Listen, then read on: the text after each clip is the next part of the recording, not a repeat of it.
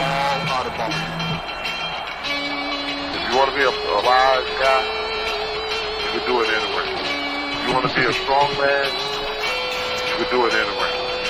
If you want to be an Indian chief, cowboy, you can do it in the ring. You can't do it in the mall. The most electrifying line in sports entertainment today. If you smell what the Rock is cooking, beat me if you can survive if I let you. I'm figuring and thinking there's nothing gonna stop the Macho Man Randy Savage now. I'm the man, I'm the icon, and yes, you can't bow. I am God. The number one show on the net that leads to the best in your head like Goldberg net. For the punks and the perverts, this is how it works with every fucking non-faker. Check it's man and Barbie, they got the cheap heat, so sit back and have a seat. They got questions from the fans, in your head is the man from Australia to Japan. Shake down the road, get back to Mississippi.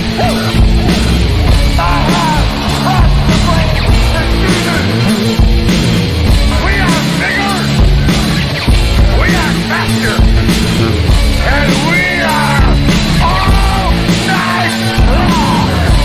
All you idiots, punks, perverts, and fools, be sure and tune in and listen to this show.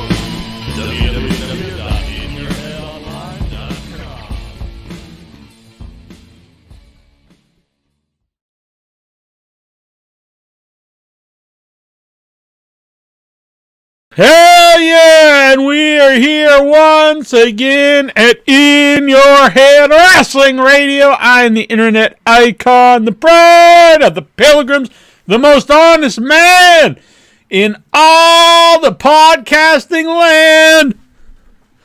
Straight Edge, Jackie Jones, along with my right-hand man, my audio soulmate, and the enforcer of the Headyverse. 1 inch biceps, the power goat.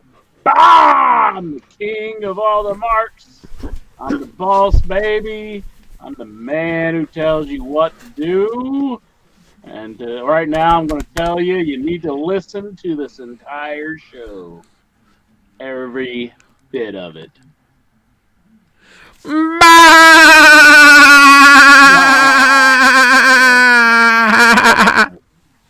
All right, for people looking for Ken Patera, I assume he won't be on tonight, I don't think, but he will be on in the future because he has his biography coming out and he wants to come on and talk about it. So we were going to set up during the week. It didn't get set up, but I'm sure it will because he wants to talk about this book and he wants to do it here to all the Headyverse. There you go. Yes, I talked to him last week, and he was excited about it. And then, I don't know. We didn't get it finalized, but he was all excited about coming on this week. But we'll figure it out. Things happen. You never know. So we'll figure out what the dealio is. Exactly. Give you some time to read the book. You want to read the book? It's not even out yet. I don't even have a copy. We need to get the copies. Exactly. We'll be in. All up on the Ken Patera book. Mm-hmm. We'll ask him all the hard-hitting questions. Exactly. Yeah. Exactamundo! Yeah! Wrestling! Yeah! Sorry for the late start here, but do us all a favor. Smash the like button. Pretend you got a boulder and you're throwing it through the windows of a McDonald's late at night. And you're like, I'm just going to smash that like button. Hit it. The goal. The early goal is to get to 20 likes. If we get to 20 likes, I have something down here in this bag from the first year of In Your Head. A relic that will go up for grabs for all you super chatters out there, you Venmo people. So once we get to 20 likes, I will show that. But in the meantime, if you're not going to buy these, you're not buying these stickers, but if you would like some cool stickers, if you want to help out the show for a special thank you, $5 super chat, Venmo Headyverse, I'll send you a cool sticker. $10 or more, you'll get 3. I'm gonna pull a random one out. Oh, that's actually that's a horror one. That's anyway. You'll get ones like this. I have a few I need to send out. I'm sorry. I actually need address for a couple people too. So boom. Yeah, I'm thinking about. We'll talk about this another time. But here's just a quick thing. I'm gonna do. It's not gonna be a lot of money. Just maybe $1 or $2 a month. If you're interested out there and you'd want to join the Headyverse here on YouTube, you'll be able to use special Headyverse members only. Little stickers, little emoticons. Mm-hmm. And what are they going to be? They're going to be little 8-bit wrestlers.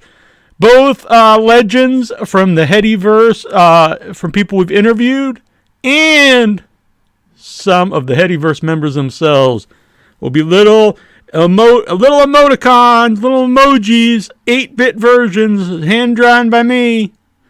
Oh, sweet. Help out the show a little bit. Become a member for a couple bucks a month, and you'll be able to use them in the chat.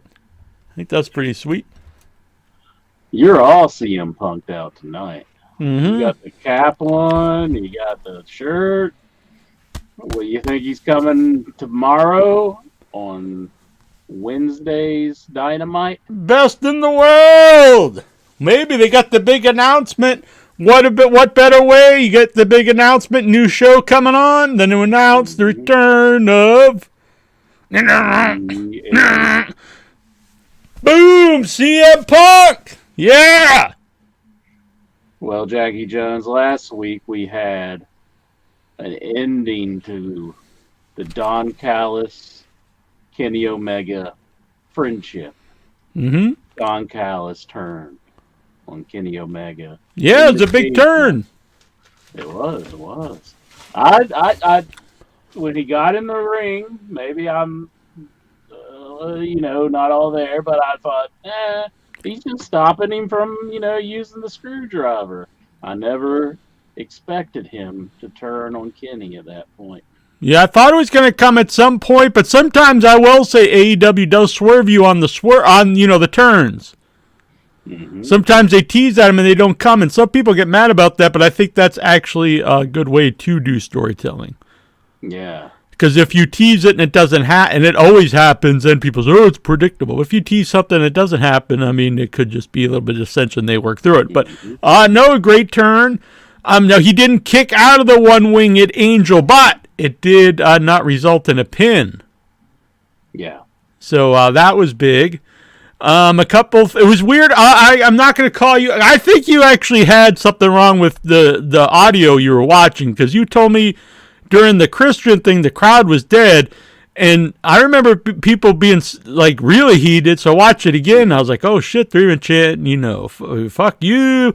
And then I heard Davey Boy Meltzer talk about it, and Alvarez saying he had nuclear heat. So I really think you had something wrong with your maybe my volume wasn't up high enough. Or maybe on the on demand they even cut the audio since the crowd was chanting, fuck you at the guy.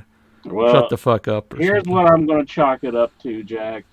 It's because the night before I did In Your Head Online, and I probably just had too many eargasms.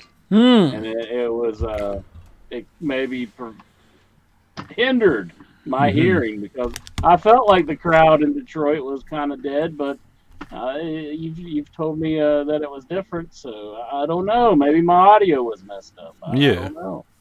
So... Could be. That was a hot segment, though. It was funny because Christian, I thought, was like a huge waste of money for AEW, bringing him in. There was like 3 guys in a row I thought were huge, waste of money. Him, Mark Henry, and Big Show. And I still think the other 2 definitely are big wastes of money. What? Mark Henry is enjoyable for 2 seconds. It's time for the main event. That's like paying like your Walmart greeter like $1 million or something. Yeah. It's not wise. And the other guy, Big Show, thankfully I never even see or hear. He does commentary sometimes on the show that's been canceled. So what's he do now? Is he going to move up to another show, or are they going to cut him? Cut the like. Oh, I'm okay. I can't go back on. I always say, if you signed a contract, you should do the right thing. And I agree. You should, you don't terminate the man just because he's useless. You got to chalk it up to this was a dumb move on their part for hiring the guy. But do not renew it. For God's sakes, when you can get out of that money pit of Big Show, be like, thank God, what the hell was I thinking? They're saying my audio is lower than yours. I'm trying to turn Really? it on. Yes. Does that help any? I don't know. I hear you fine. Seem like I'm louder? I don't know. But anyways, Jackie Jones, maybe Big Show will take on the role of calling Ring of Honor Wrestling. Where's it going to move to? Are they going to move him to the new show? I mean, you don't want to hear him. I guess put him on Rampage. The show that they don't even let you know what time it's airing. Yeah, I barely watch it. I'm a big AEW fan. I haven't watched it in weeks, I don't think. It's hard to because they keep moving the damn thing. I had my recorder set up for the normal time. I did not hear them say throughout the broadcast of Dynamite that it's going to be on, Friday or Saturday. But it turned out it was on Saturday. Friday's the normal time, but it was on Saturday this week. They never made me aware of this. Maybe it was in the breaks or like a bookend on the breaks, but I did not hear it. So maybe my I had no idea. That one too. Maybe my ears were weird out from the ear gasms. Maybe. Mm-hmm. But yeah, it was Steven Simmons, so I will be in emoji form. Yes. But you'll only be able to use those if you join the Headyverse. So we'll be working on that in the coming weeks. So that'll be fun. But I thought Christian's promo was very brutal. It was great. Some of the things he was saying, I loved it. Just hard hitting. So because he said that one line, which I do think was intentional. Because I agree with you. In the past, it was that are really, really rough. Yeah. So I think he meant that. I know there's some people on our Facebook page saying they didn't think that was intentional because he kind of followed it up with talking about Brock.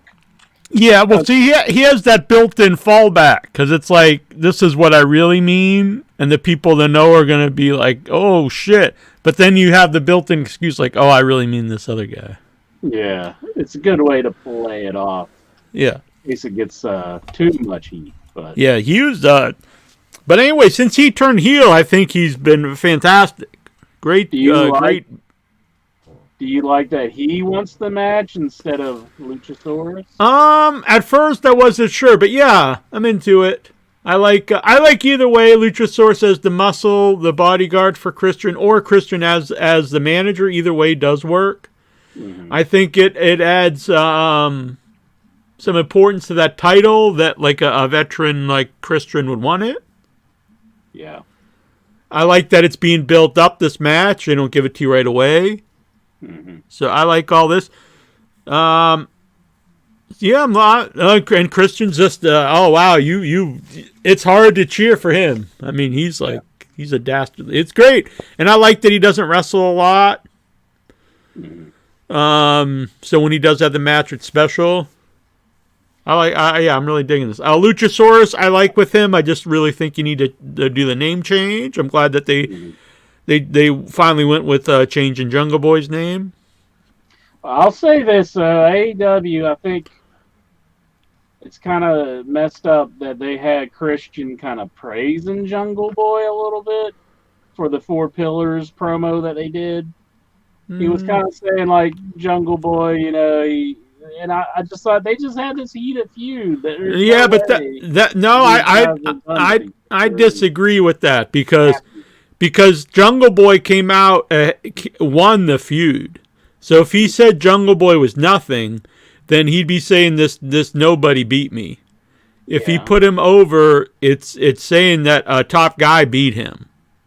So you could still respect the guy that beat you or the guy you feud with as a fighter, as a competitor, without liking alive, them. Though. He buried him alive in a grave. His casket fell to the ground. Right, so he's not like, hey, this is my buddy. But if he would bury him, I think this is this is actually old school, because if he would go out there and make Jungle Boy seem like a boob, like a bum, he'd be out there saying that a bum buried me alive.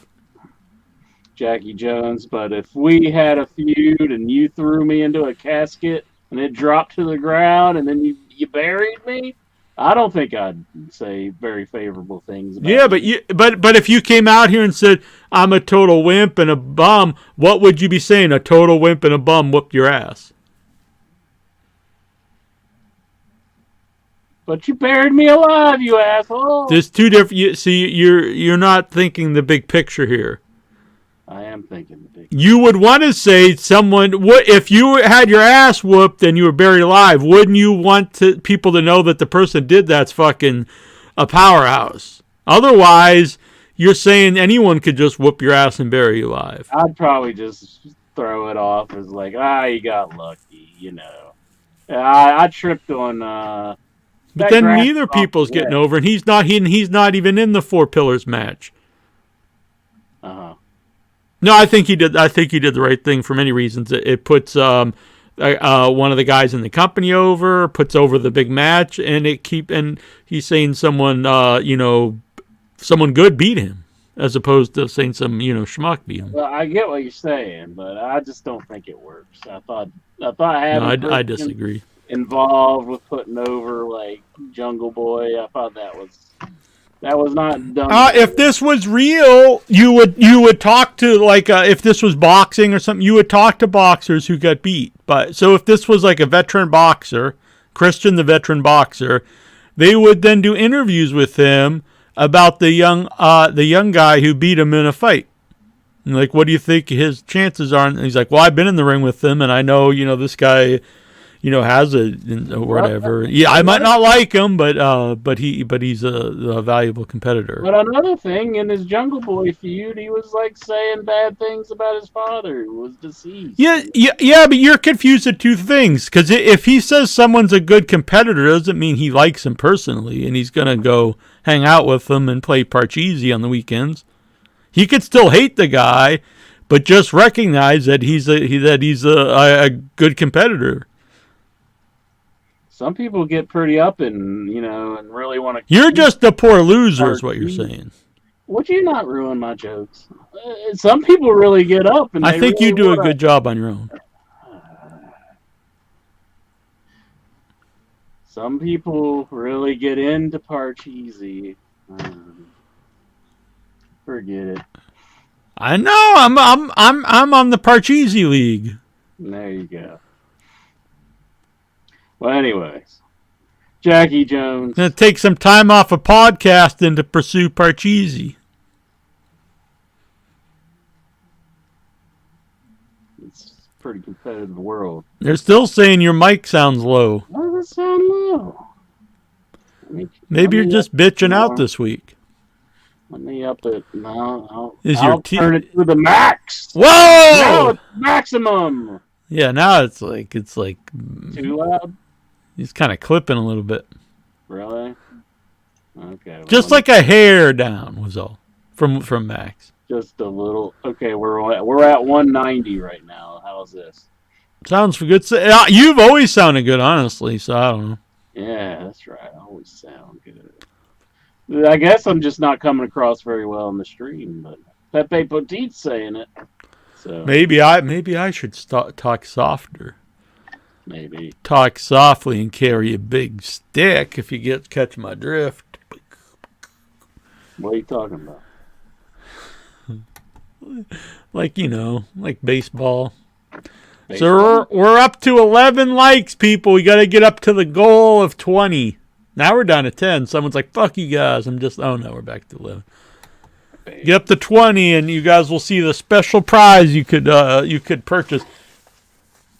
Now they're just thinking you're tired, but you're all energetic. You're ready to go. You're ready to do some jumping jacks.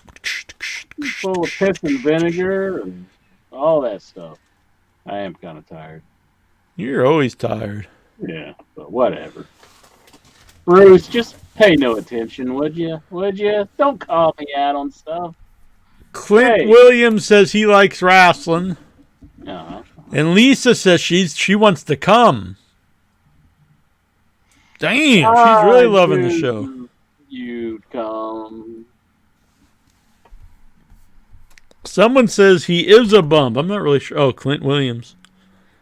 But see, if you say the guy who beat you is a bum, that you're saying you're even more of a bum. Saying you're the fucking drizzling shits in. Damn, look at this. Look at this guy, Double B's. He's saying he's full of poo, not piss. Damn. Jeez. Now they're saying, Pepe says Jack sounds like he's yelling, even though he's just talking. Am I too loud? Yeah, I did turn my audio down because it was like you were pretty loud when we started. Let me check here. What are you on? What's your numbers here, buddy? Good God, you got like the hand of God coming out from underneath your screen. That's my dong. My dong glows. What How's that? The brightest light I think I've ever seen. Is that better? Yeah, sounds so better. Yeah, I guess. What numbers are you on? I'm just doing it manually on my microphone. Where you can change it. Yeah. My Yeti has a built-in. Oh, okay. So How's that? Chat room? The other Bruce Kirksana says, I already came. Damn. Why is Incher in his younger brother's room? It's just the only room that I can, I don't have a younger brother, Bruce. Go to hell. I don't even know what that means. My answer to you. I don't know. He's trying to give me a hard time because I got Gizmo. Gizmo. Gotta be a real man. Have Bella Lugosi and Motel Hell, Farmer Vincent. And Blueberry. Yeah, Blueberry. Yeah, fucking Blueberry's gonna fucking kill Gizmo. Yeah, Blueberry. What else happened on Dynamite? I mean, I don't know. I mean, I was trying to do a whole setup with a gym before, and so Ken. CB pumping the iron. Yeah, he want to make fun of my room and all that. But we got Bruce Briscoe to do it tonight. So. Man. But what else happened on? I know. They did a thing on Rampage that you did not watch. Where Will Hobbs was behind the scene at QT TV. Fuck QT Marshall. Well, QT Marshall's my boy. Well, You don't break character here, but yeah. He was reading the Book of Hobbs, like when they went up to talk to him. It's just like, oh, is he like trying to threaten him that he's going back to that? That would be good. It's like I'd be fine with the QT stuff if it was just like a bunch of goofs.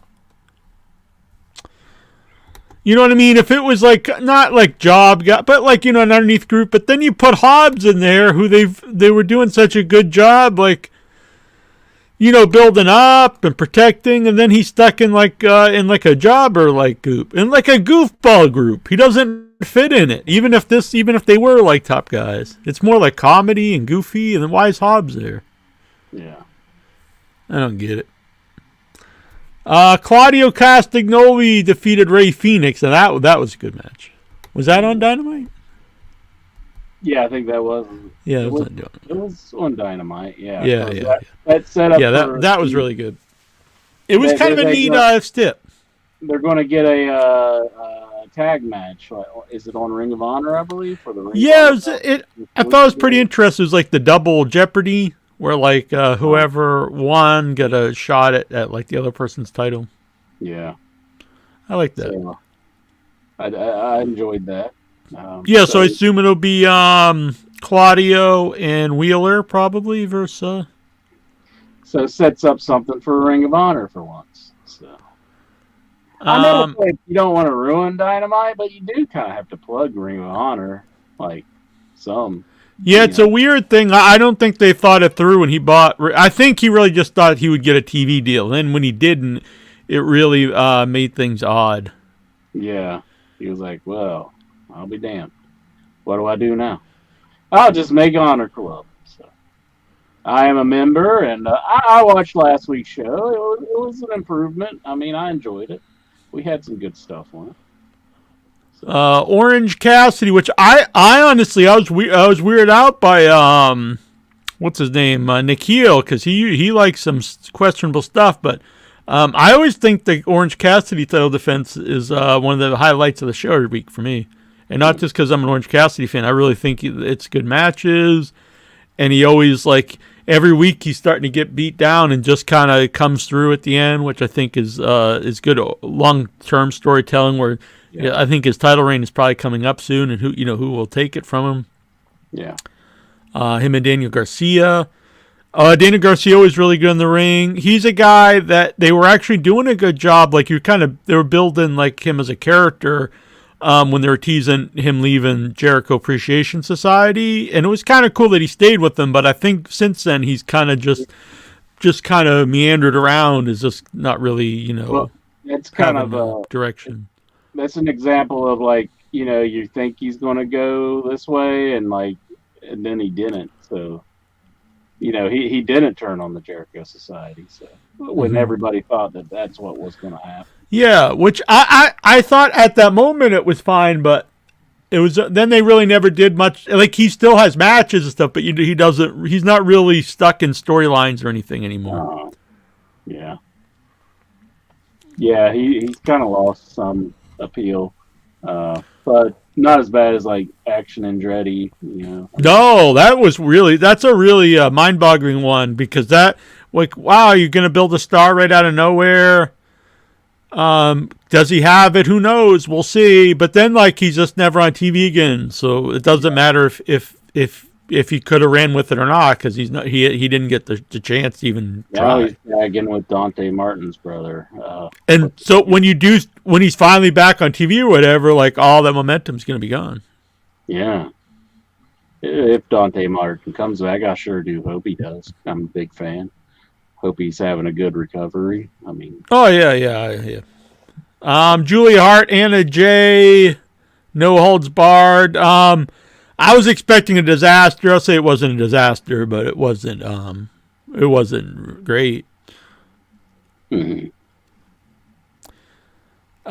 The House of Blacks. This gimmick is the shits in my opinion. The teams, whatever, but the stipulation stuff with the house rules, it's the shits. Turning the lights off completely sucks. It took the crowd out of the match. Anytime you start doing anything funky with the lights in wrestling, it always just sucks. Yeah. And their thing where they're supposed to be these evil, brooding dudes, and one of their rules is DQs will be enforced. Okay, for many reasons, that's a dumbass thing for these guys to say. First of all, it means that all the other matches, the DQs aren't really enforced. So you're saying that the rest don't really care. Now, you could make the argument, well, they don't, they want clean finishes, so they're lenient on the DQs. That's fine. But why are these vicious evil heels then wanting DQs enforced? It should be the opposite. Unless the only way that would work is if they were a Daniel Bryan, or somebody who's I'm gonna out wrestle the guys and I don't want punch, something like that. But these are these dark evil dudes, and they our special rule is the DQs will be enforced. What? Oh wow, am I shaking in my boots now? Ooh, I'm so scared. That's just stupid. These guys want to go by the book. Yes, they're very, very evil. Yeah, the light thing was kind of reminded me what are we in the 1970s now? I mean, yeah, crowd and can't even see them. You know, that's why they turned the lights down, because they didn't want to show the people all Right, standing right. out in the crowd. Yeah, well, it was, and that's like an old school idea. Was like the spotlight on the wrestlers, not on the crowd. But once you like, in modern wrestling, the crowd is really part of the show. For better or for worse, whatever. But part of AEW's appeal is the crowd reaction. So you don't want to take that away. That's a strength of the AEW TV. Mighty Lexar here in the chat room. He's saying maybe it's their version It's not, of the though. Ravens rules. I don't believe it is either. That's because, I mean, like, Ravens rules wasn't like... Was no rules. We're going to follow the rules. Yeah, the Ravens rules were, it was basically no DQ stuff. And then, like, they kind of made fun of it in the promo, because last week when they went over these rules, the fourth rule was like the house rule. Basically, the other wrestlers get their own stipulation. Which, again, why would they just openly give their competition like their own? It's just, the whole thing's a mess. Yeah, they seem like surprised about it too. Yeah, then also not only the lights turned off, but then they have like this weird stuff going around on like the Titantron thing. The whole thing's just a hokey mess, in my opinion. If you want to do spooky in wrestling, you got to make it corny. It's got to be corny, spooky, like Undertaker shooting lightning bolts, or Paul Bear. Yeah, these are just like emo, like emo kids. Yeah. It's pretty shit, in my opinion. But the next match I thought was awesome was the main event: Moxley and Kenny Omega in the steel cage. Oh yeah, that Kenny Omega going through the side of the fence. Mm-hmm. It was pretty crazy. Lots of blood and violence. I'm good with that. I know some people are against it. I dug it. Yeah. They had the barbed wire bat, and putting each other into it and all that. And that's pretty crazy stuff. Yeah. And a great ending that I didn't expect. I don't know if did everybody say it was obvious, or did I don't know. I'm not sure what there's the audience that will say that no matter what, even when it was stuff that clearly no one thought. But I didn't see Don turning on Kenny, because he was working into trying to bring other people into the fold, right? And he did kind of make it look like the Bucks were against Don, and I thought maybe that was working into something with the Bucks, but turned out that he turned on Kenny. So we're going to find out what his reasonings were, I guess. I have said this though: if you have the elite faces, which the crowd does, especially when they cheer Kenny Omega, you couldn't do it with Don Callis, because he's just not going to be a guy the crowd wants to cheer for. So this was good. It was a real betrayal, because people really believe that they're friends and they have like this history. And when Omega had the world title run, him and Callis together I thought were great. So this was a big betrayal. So it was good. And so is Don going to be like the mouthpiece now for the which that works too. Like, they don't really need one, but he is so good, and people hate him, so it's a good fit. If he's, I'm curious to hear what he's going to say, if he, because they didn't really show him buddying up with John Moxley afterwards or anything like that. So you don't know if he's with the Blackpool Combat Club or what. What if he's with? I don't think you could do. I wouldn't bring Punk in as. I had that thought. I wouldn't bring Punk in with Callis. I would who knows, they might not even do this feud. But to me, you have to do this feud. But if you don't, I wouldn't turn either heel necessarily. I would just see how the crowd reacts to both people. Is CM Punk a Don Callis guy? I don't know. I don't know one way or the other. He's probably not, but he was a Paul Heyman guy, so can he be a Don Callis guy? Yeah. My hopes are still Iris. I'm not going to talk about this every week, but you don't have to bring Punk in and do the feud right away, but you have to do it eventually. So even if you did bring back Punk and you do keep them separate, that will build up people like, we have to see this. Especially if you let both groups like badmouth the other guy on their respective shows. Mm-hmm. But if you bring them in with the intent to actually really keep them apart and never do the feud and they never mention each other, I think that's really rotten. And I think it'll actually take away from the show because it'll just seem very weird. Like, why would these guys not at least, mention each other?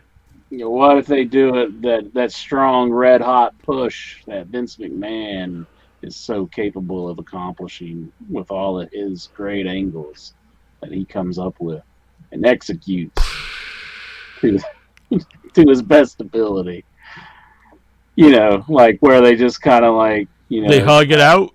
Yeah, like Kim and Eric Bischoff. Yeah, they just come out and hug and just. It was like years of real tension, real feud, the realest feud we've ever seen in modern wrestling, the Monday Night Wars that people still talk about today. It was cutthroat. Each of them wanted to put each other out of business. They're actually on the TV together. What do? All this real build, they just hug it out. They just go out there and hug. Hell yeah. Boom! No one expected it. Do you think that's just Vince not wanting to do an angle with Eric? Like, no, I really think they're like, this will be like the big swerve, but I don't know. Honestly, I don't know what. Night, though, like no build to it whatsoever. I mean, that was that's a head scratcher. I don't get it. Unless it was his conceit, like, but you think it was his conceit that no one would believe that Eric Bischoff could feud with like. Then you think he would have brought him in as just like a complete, boo, but not even hugged out with Vince. Yeah. What if they outdo that, and then like the Kenny Omega just starts blowing Punk in the ring? Huh. You're like, we're gonna outdo the hug. Uh-huh. To completion or. Hell yeah. Well, we'll have to get out the old... Hey, whoever, if you're out there, the old Headyverse member wrote the Raw script, write us the new AEW script for the debut of the Saturday Night Collision show. I don't think you want to do that. I mean, I think Mark Henry will probably have a big role in that feud somehow. We would interject Mark Henry in there somewhere. He would be representing the bone. Oh, man, that'd be sweet. That would be the sweets. All right.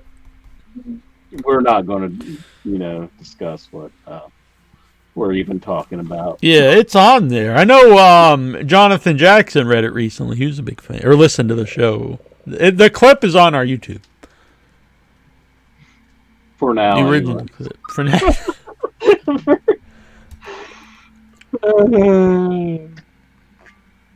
But Jackie Jones. OIB! Looking forward to a lot of things on the AEW front. What do you think the big announcement's going to be from Tony Khan? Collision, the new show. Yeah. And apparently they're going to have a new TV deal, and that's really huge and important, but I don't think that's something you announce on the show itself. Like, it's probably the biggest news to AEW. But as a TV show, like if you're watching it and you're like, hey, we've got this big deal where we're getting $1 billion for 5 years, you'd be like, oh, cool, that's good. But if they announced a new show Saturday, I think that's a good announcement. And then we saw Miro. We saw Miro. So Miro, I think, is going to be... I like this. It's kind of build up some of these guys we haven't seen. Him and... the woman that was... Yeah. They'll be on... I assume they'll be on Saturday nights. Mm-hmm. Or on the show. I guess there's not going to really be a brand split. I'm still not exactly sure what's happening. I think we'll just wait and see what's happening. I don't think anyone really knows. I think they just speculate. Said he's nobody. Yeah, but he's changed the story now 4 or 5 times. And I was always a guy who defended the Melts, but at this point I just can't. I can't take anything he says about like something that's happening or not like serious. Jackie Jones, he's breaking so many stories You gotta take the man's word and know. Well, how is it broken this shit? She said it was a brand split. Then he said it was a brand split, but some guys will be on both shows. And then he said like it's not a. He just keeps changing it. He's basically said nothing. He's basically just said what anyone could have said. Like, oh, this might be and it might not be. Whoa! Wow! Hot damn! You mean it might be and it might not be and it might be a combination of and not? Whoa! That's some heavy news. I'm going to roll the 6-sided die. It might roll a 6. It might roll a 1. It also might roll a 2, a 3, a 4, or it might even roll a 5. That's some big news right here. How can you question a man who his surname is Dynamite? Dynamite Dave. All his news now is he's like, oh, really, Matt? Whoa, what does Kenny think? Oh, shit, I better go put this on Twitter as facts. Well, I think his sources have kind of dried up a bit in AEW to an extent, like one side. Probably, not to get morbid. He's not talking to him anymore. Not to get morbid, but the guy got into wrestling in the late 70s and really started to get into it in the 80s. A lot of the people are dead that are his informants. They're either dead or they're out of the business. That's like 40 years ago. Yeah, well, he's made other informants. So. I know, but are they on the up and up, or are they just wrestlers? Look, if a wrestler, okay, if the wrestlers send you like hard news, like we signed this deal or so and so's backstage, okay, that's something you can be proven one way or the other. If someone tells you their side of a fight or an argument, that's their version of a disagreement. That's not cold evidence. That's not like undisputed facts. That's one person's version of something that involves multiple people that they might not even know what other people think and stuff.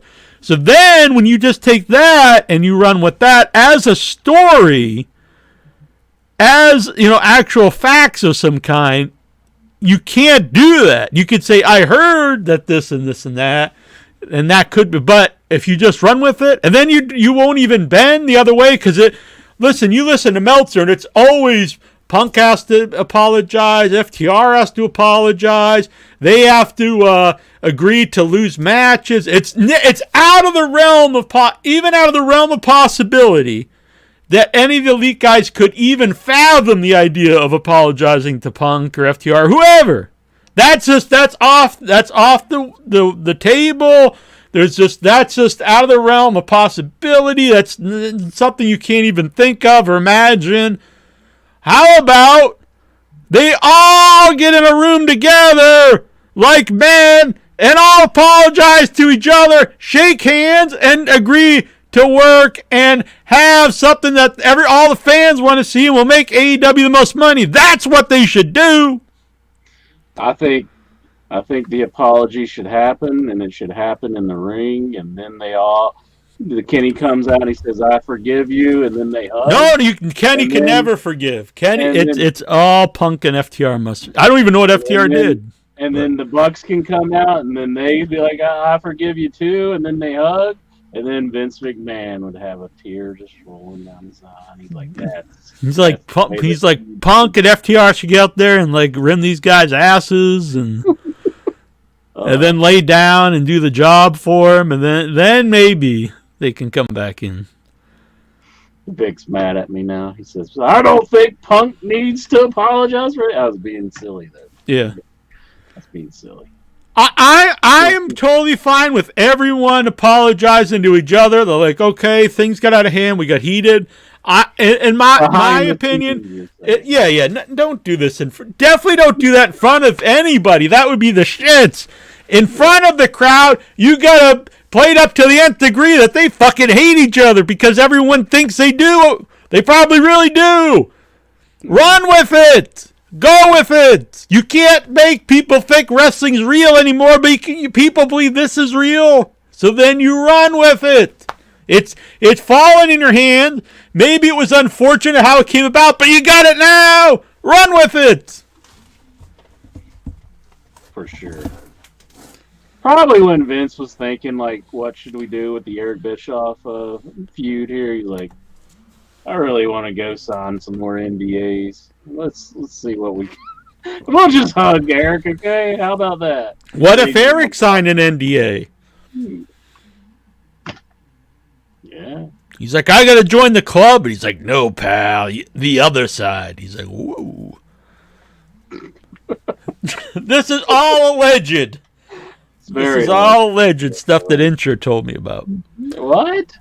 What? What I told you about was alleged too. Yeah. This is all, this whole show is alleged. This show didn't even happen, honestly. That's how we should begin every show. Everything you hear on this program is alleged. It's very alleged. The allegedness of this show is alleged. This whole courtroom's alleged. I wrote a parody song for the Super Kick Party song. Where the whole punk thing happened, and I read it to Juju, and she told me it sucked. What? you gotta smack your bitch around. Keep her in line. She didn't like it. Dang. She's a harsh critic. So I nixed the idea. So I nixed it. You gotta listen to some dame. You're the king of all the marks. Yeah. Well, I don't know what that gets me though, but I never did even get like a what's that called? Where they make the king or whatever. It just happened with Charles. I forget the name for it. The thing that I watched. The coronation. Coronation. I never got a coronation. Yeah. So that'd be pretty sweet. All the this is pretty cool if I just did the whole show like this. Oh my god. Now do the mind games thing. You'll be really creepy. Oh my god, look at that. Look at that. Oh god. I'm scared. Are you going to follow the rules, evil creature? All the rules will be followed. DQs will be enforced. House of Black rules. House of Black rules. I'll turn off all the lights. That is a spooky creature. I dropped my other lights here. All right. I've got like all these lights set up, so I look spooky. I look spookier than they do, though. I'm making fun of people with their lights, and I've got all my lights. I've got green lights and blue lights and green and red lights. I'm just a big fraud, basically. All right. Well, what can you do? Video in and talk the wrestling. We're going to post the link here for all you idiots, punks, perverts, and fools.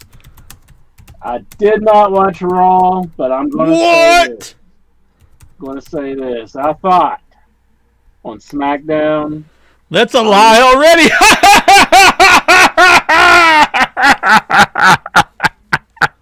I love the segment where Roman Reigns was talking down to the Usos, and he was like, yo, you're right. Those titles are going to come back to the Bloodline.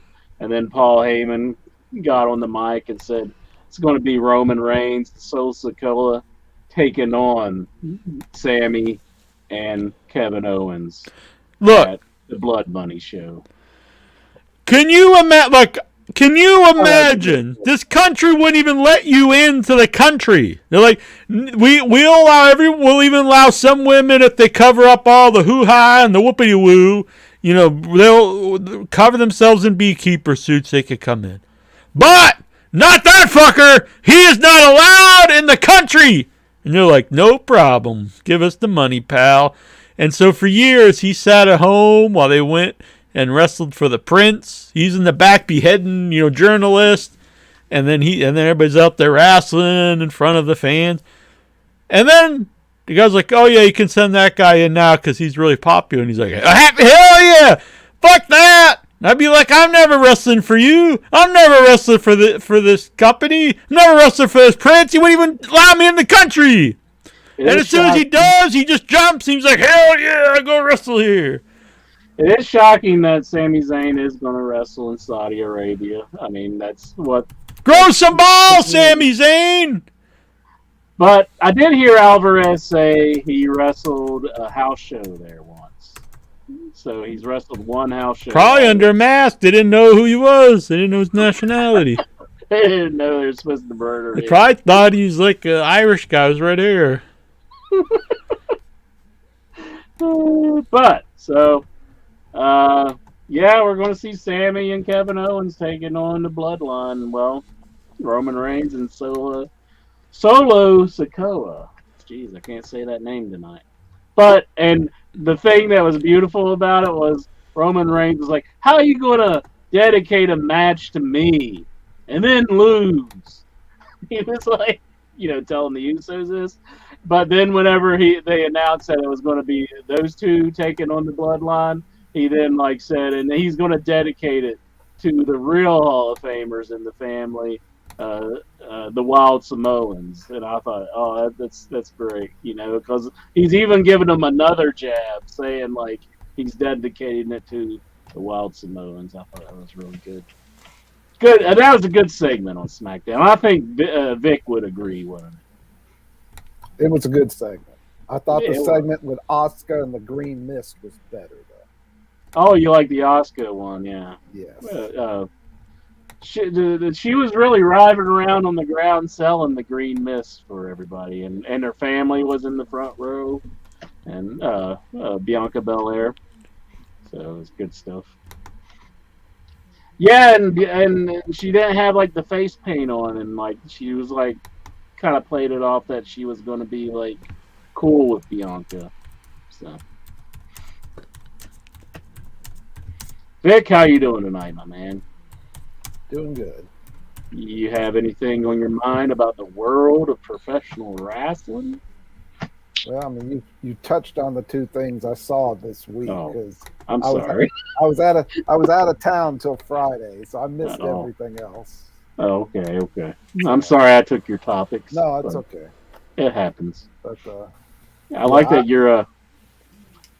Oh, go ahead. I'm sorry. I also like the Roman Reigns thing. Interested in seeing how that's gonna play out. Even though I'm sad that Sammy is going to Saudi Arabia, the Blood Money show. So. Apparently, your computer's stronger than mine because you can have a background and I. Well, this is a. That's because you're a bitch, Incher. Yeah. This is a new computer, and I'm trying out the background this week, and it works. Okay. It's looking good, and your audio's working. I did that to mine, and my audio just went kaput. Here's Bruce. Bruce and Bruce. Blonda Bruce. Yeehaw. Hello. Colleen says, liquid death is the bubbliest. Yeah, liquid death. I'm so hardcore. I drink the liquid death. No, it's good stuff, though. I like it. I like Topo Chico. That is good. This is mango chainsaw flavored. Mango chainsaw? How could a mango have a chainsaw?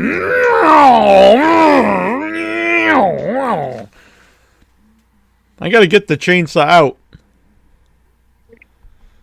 Why do you have a chainsaw? To cut down shit. It just doesn't make any sense. Those long. Why? Shirts. What are you, some kind of pansy? No. What do you have size for? You thinking you're some kind of turtle or something? You thinking you're some kind of ninja? I like turtles. Leatherface would carve the turtle up. He's like, hey, Donatello. Brrr, fucking carve that bitch up. Man, I wish I had face paint on so I could say I like turtles. I like turtles. I like the turtles. So I have a quick little story intro. Years ago, So I go to this thing. It's called Coolidge After Midnight, and they show cool horror movies at midnight. Hence the name Coolidge After Midnight. And so Annabelle and I went to go see the original Maniac, and there was this giant line all the way down the alley and around the corner. I was like, hot damn! All these people are coming to see Maniac, the Joe Spinell classic.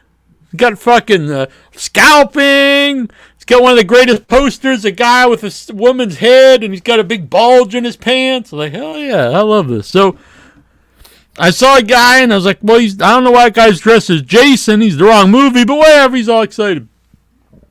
So I took my video camera out, and I started filming stuff. So we're waiting in line, and then this guy comes out, and he's like, everyone out here to see 1981 Maniac, come on up. And the rest of you folks waiting to see Teenage Mutant Ninja Turtles, stay in line. And so us and like 5 people went in to see Maniac. And I was like, God damn it. All these assholes going to see fucking Ninja Turtles. And that was Casey Jones, not Exactly, yes. Yes. See, you should like Casey Jones. You guys share a last name. Maybe he's related to you. Maybe.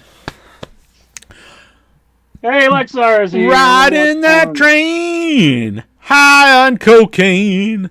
Casey Jones, you better watch your speed.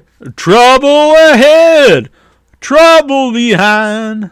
Don't you know that notion just crossed my mind? Hell yeah. Hell yeah. Super chat for that. What were you going to ask, Incher? I was just saying that Lexar's here. He probably has something on his mind about the world. Yeah, but it's dangerous asking what's on that guy's mind. You get quick to just boot him. Jack should sing the Teenage Mutant Ninja Turtles theme instead. I'm not a Ninja Turtles fan. I don't even know the ninja. How does it go? It's like Teenage Mutant Ninja Turtles. Teenage Mutant Ninja Turtles. Heroes in a half shell. Turtle power. Oh, God. I love turtles. I'm embarrassed for this shit. I like turtles. Papacito, he's all erect right now. He's fucking mahogany. Yeah, They're I'm sure selling- he's a Ninja Turtle fan. They're selling remakes of the original Ninja Turtle figures at Walmart right now for like $10. Oh, really? Like just straight up remakes of them. So Incher's gonna leave right now. He's like, Pretty show's well. over early. Gotta get down to the Walmart. Woo!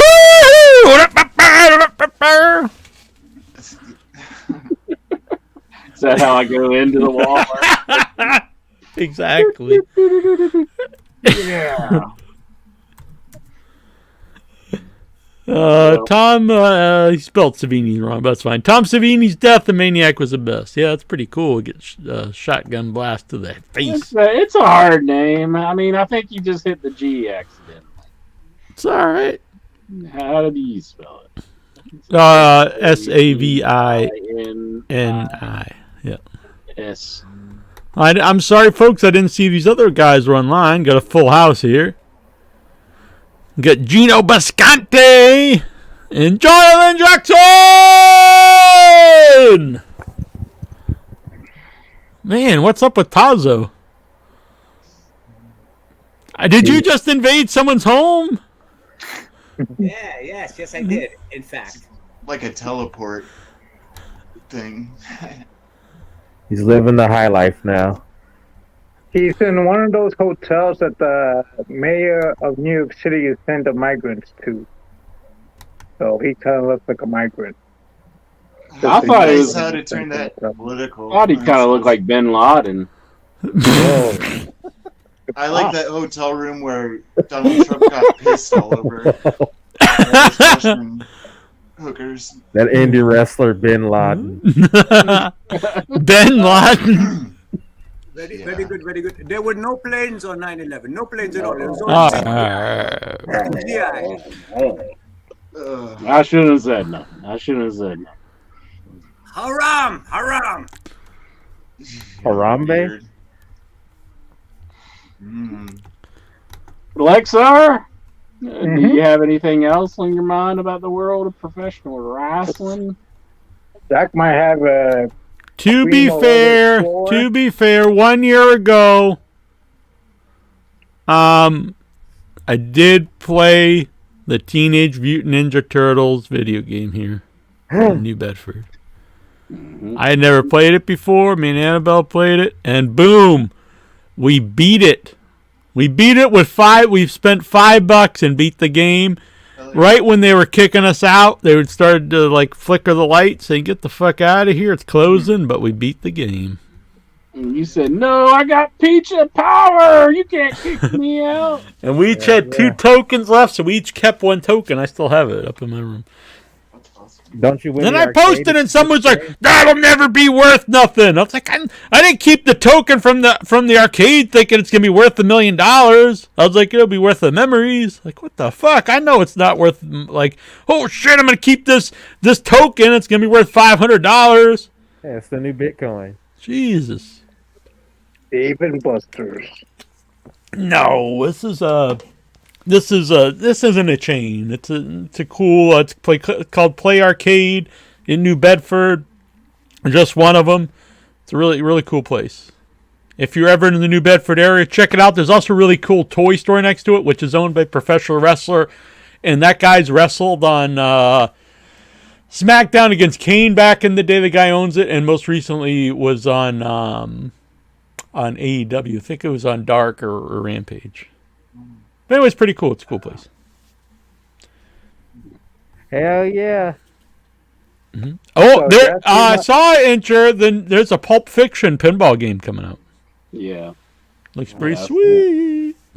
Looks pretty neat. I was trying to narrow down when the events of Pulp Fiction actually took place. Because, like, the pinball machine, if it's like the same year that it was released, they had like more advanced pinball machines than like what they're trying to like mimic with the machine. Are you pissed? You just gonna go there and start beating the fuck out of it? You're like sledgehammering it? Oh shit. Maybe. I'll flip it over like Do you want to hear John Travolta, Samuel L. Jackson's voice in there? Yeah. See, but they don't have any voices. I don't think it's just like bloops and bleeps. I think. I want to see the GIMP. The GIMP. Get the GIMP. Avoid the GIMP like mode or something like that. Like the GIMP's coming for you. Watch out. It always makes me think of my boy Incher. Bearded Incher. Well, that might be accurate. Yeah. Okay, thank you. All right. Run around get on people's minds. I'll be back in a jiff. I'll actually still be here. I'll just turn this off momentarily. I'll be right back. Here we go. Lexar, is there anything on your mind about the world of professional wrestling? I was going to tell Jack that he might have a stiffy about the big announcement. It's probably Collision, but it's also AEW Fight Forever could be releasing very soon, and the arena. But they're coming to Boston, but it's not at the small arena. They're at the big arena, TD Bank North Garden. So, they're coming near you, AEW? No, to Jack's hometown in Boston. Oh, yeah. I don't think that'll be the big announcement, but that's pretty cool. I mean, they've been in Boston before, haven't they? I would say. Fight Forever video game might be released very soon now. You know, I did think about that. The Fight Forever video game, maybe they're saying what the release date could be, but I do kind of think it's going to be the new TV show, but you never know. Maybe it is the announcement of when the video game's coming. It's been on the back burner for a long time now. They might as well rename the game Fight for Never, because it's never coming out. Fight for Never. We don't got to pre-order it. Yeah.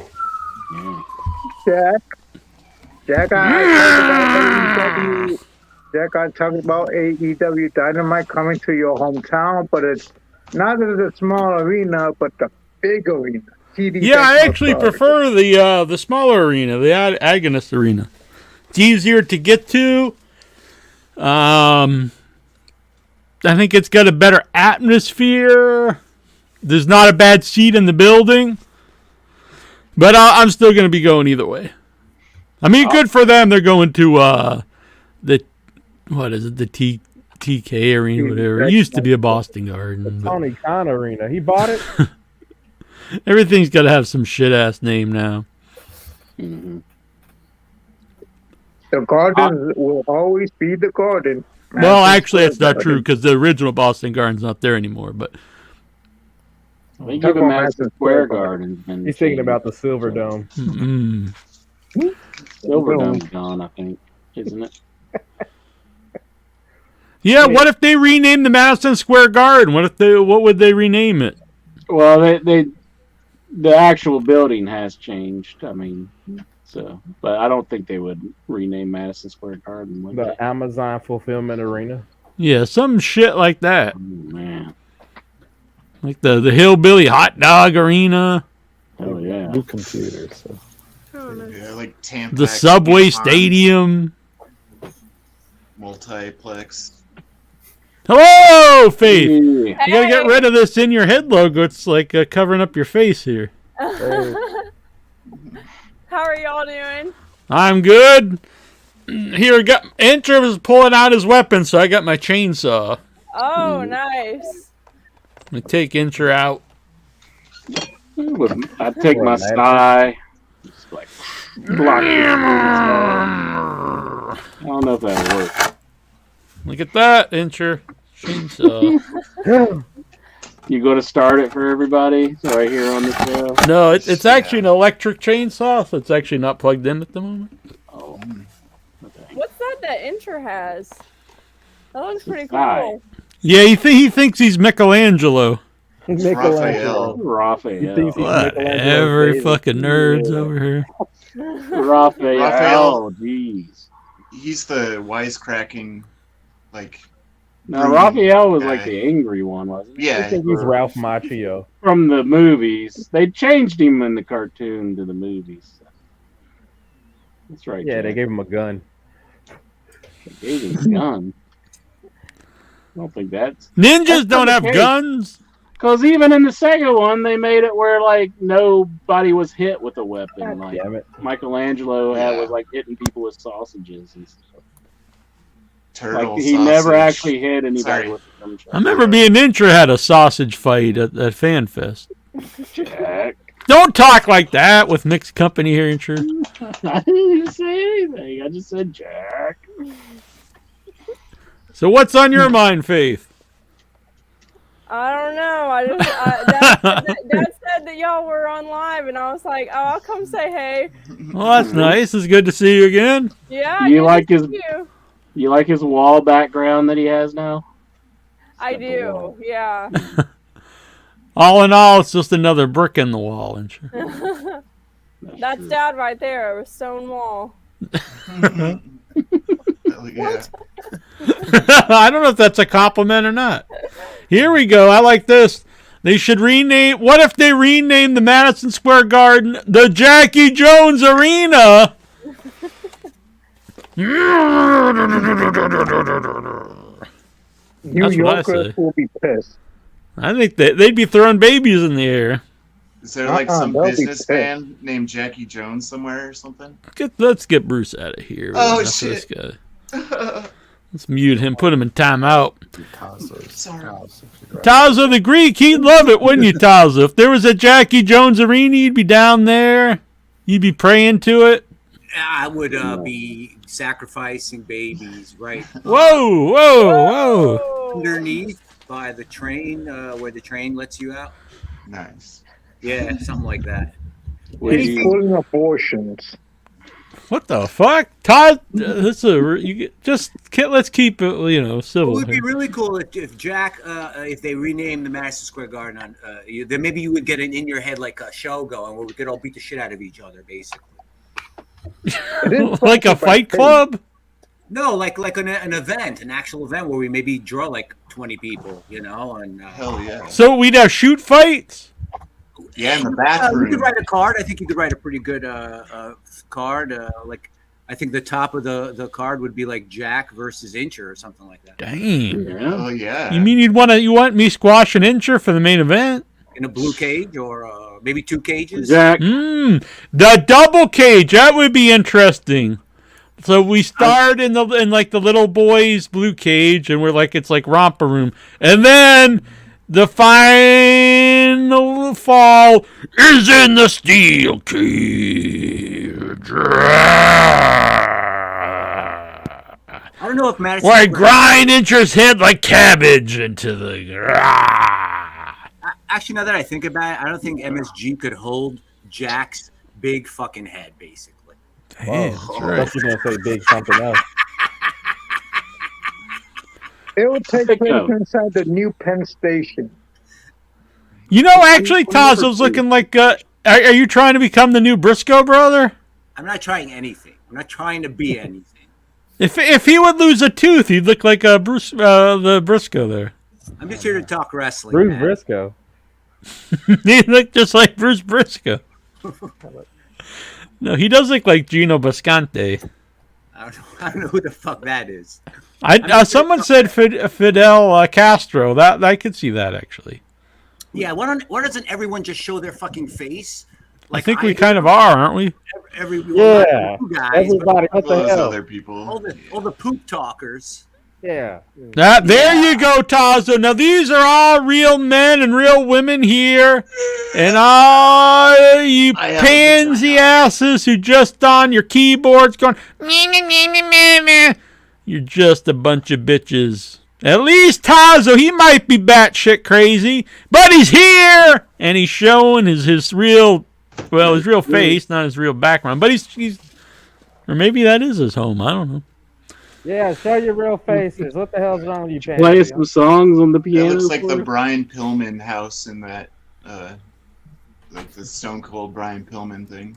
It's just a background. That's all it is. Geraldine, a message here from Geraldine. I just moved and I don't have internet until tomorrow. I can't blame Tazo for using a fake background because people say mean things about your background sometimes. What? Yeah, they said mean things. Why would they do that? I don't know, but they do. And then they say you look like the Gerber baby. What? Oh, wow. Yeah, they said I look like the Gerber baby earlier. But that's just your face. That's not the background. Yeah. Whoa. Yeah, I know. But it was from the same person. Yeah. Jojo Brown. He says Vic is brave, allowing his daughter to talk directly to Lexar. Whoa. My daughter can take care of herself, I think. There you go. There you go. Cockfights, that would be good. Oh. Live cockfights, people. Then the police come like, hey, no cruelty to animals. And be like, we don't mean animals. Yeah! Optimus Prime. Tazo looks like Chris Hansen needs to have a talk with him. I can see that. Have a seat over here, Tazo. Right. I was going to get banned, Facebook, demonetized. Demonetized on Facebook? Yeah, whatever. I literally have raw notes written on a frozen enchilada casserole freaking wrapper. Okay? I don't know if we'll just take your word for it because he just, totally disappeared. Whoa, what a magic trick. Oh, he's like man. David Copperfield here. Here. You think Dave Bautista will want to take participation in our cockfights? Hell yeah. Batista probably has a tattoo on his cock. Whoa. Okay. Maybe. Just so he looks like the kind of guy to do that. Yeah. Want to touch tips, Incher?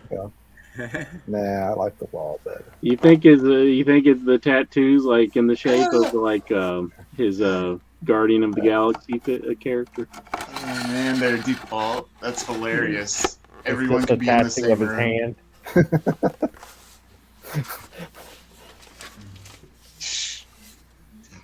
All right. So what was anything on Lexar's mind besides just total bullshit? I think we got talk about AEW returning to Boston. That wasn't bullshit. Oh, okay. That was I apologize. You had some good stuff there, Lexar. Mm-hmm. And the video game coming Fist up. bump.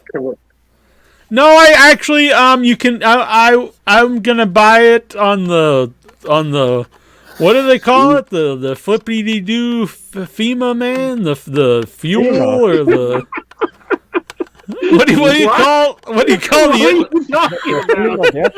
What? You are making absolutely no sense. what? Can't you play games on your like computer now through like fuel or stem cells or Steam? Yeah. Nice. Stem cell. Yeah, stem, yeah, whatever. Yeah, there you go. Yeah, see, I know what all the kids are doing. They're playing the new Pitfall. Smoking stem cells. Hell yeah. They're watching Tucker over there on Twitter now. Mhm. Yep. So what's on your mind, Tazo? Nothing, man. Like I said, I'm here to talk wrestling. Hell I'm yeah. here to talk about goblins or whatever Jack tries to put in my mind, like he tries to hypnotize me to talk about bad stuff. I got my Listen to me, Tazo. I got my notes. Who follow the goblins of Malekith. Sacrifice the beast to Jackie Jones. It fuels his power.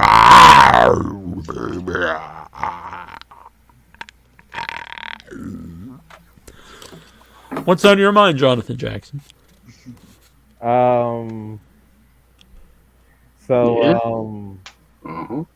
Yeah. I knew we could count on you, Jonathan Jackson. I like this. They've AEW's apparently trademarked the second coming for the debut episode of Collision. Second coming. How do you Jesus trademark? coming back? How do you trademark something like that? I don't know. I mean, has every church got to pay them royalties now when they come? That'd be pretty amazing if like they just show up. Like, you gotta give us a cut. Tony Khan's there in the church every Sunday.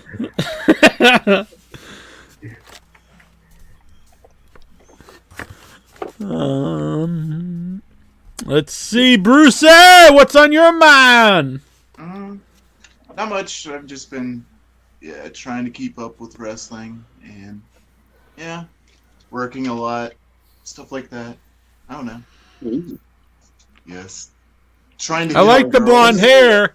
Thank you. What do you think, Intra? I don't know if you saw the blonde hair. Yeah, I'm digging it. It's got like a strand of green there, or is that It's blue? like blue or something. Hell yeah. Yeah. You're getting Intra all horned there. There you go. Look at that. What would Jesus do? What would Jesus do? He'd give a rock bottom to Satan. Yeah. That's for the second coming. Hell yeah. That is a pretty cool sticker. I still have some to send to you, I believe. So, because our boy Dustin, he gifted his stickers to Jonathan Jackson. Oh, nice. But at like Goodwill, I found like a whole bunch of license plate, like little tiny ones. Hell yeah. They're all like 1953. You know who makes those midget prisoners? Oh, man. Oh, wow. But here's the Massachusetts. What? Yeah. And here is... Did you get the WV? Yes. Hell yeah! We should sign those. I can send them to you guys. Yeah. What do you think, Intra? Sure. But I'm going to put them on my bicycle. Just like his little license plate. I like it. That's a cool idea. Yeah. The WV Intra will sign his in feces. Whoa. No. Come What? What? I meant a brown Sharpie. That would be harder. Sharpies are cool. I got a Sharpie right here. Hell yeah, see? Optimus Prime wants to know, is that a giant red dildo behind Bruce? What? It's actually a computer stand for like... Well, the dildo's up my ass. No, all right. So it's a proper way to Deal with backgrounds. I don't blame Vic. Sorry. Jeez, I don't blame Jonathan.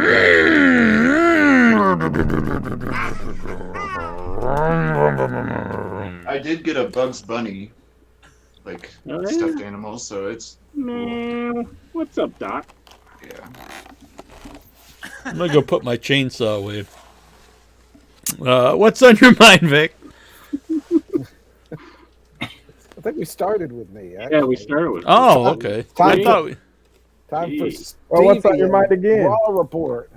Well, what is on Steven's mind before we get to the Raw report?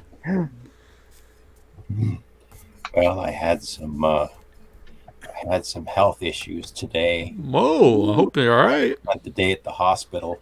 Damn. Oh no! Well, I mean, maybe you don't want to get into it, but I hope you're doing all right. Oh yeah, actually, it turned out okay. My right foot swelled, so my mother was worried that I had a blood clot. Oh my god!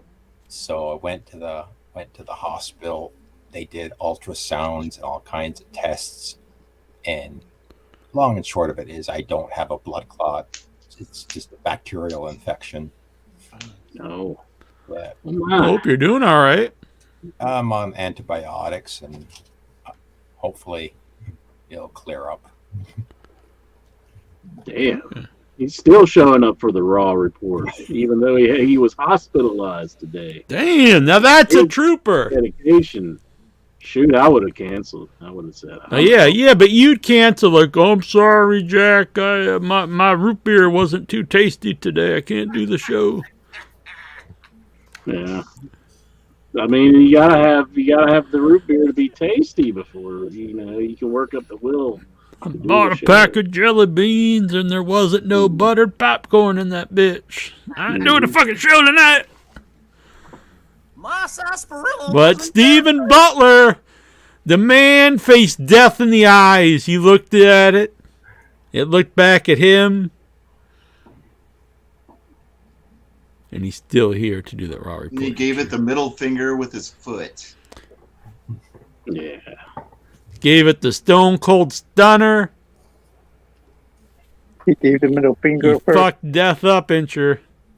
Oh. Whoa. There you go. It looks like Matt Riddle feet. Steven's a man. What? Steven Butler got Matt Riddle feet. Well, you don't have any butterflies flying out of them, though. That's true. That's true. Good point. Do you What think? would Do you fly think? out of Stevie's feet? Do you if he think? had something fly out Sorry. of- What would fly out of Yeah. Stevie's feet. Maple Leafs. tomahawks? What about arrows? Whoa. So racist. That is actually quite racist. What? What? Jack said tomahawks. I think that's just as bad. What? Man, I those guys apologize. trying to throw me under the bus here. Stereotypical. How about like Raw reports file? There we go. Raw. Letters to composite the Raw report.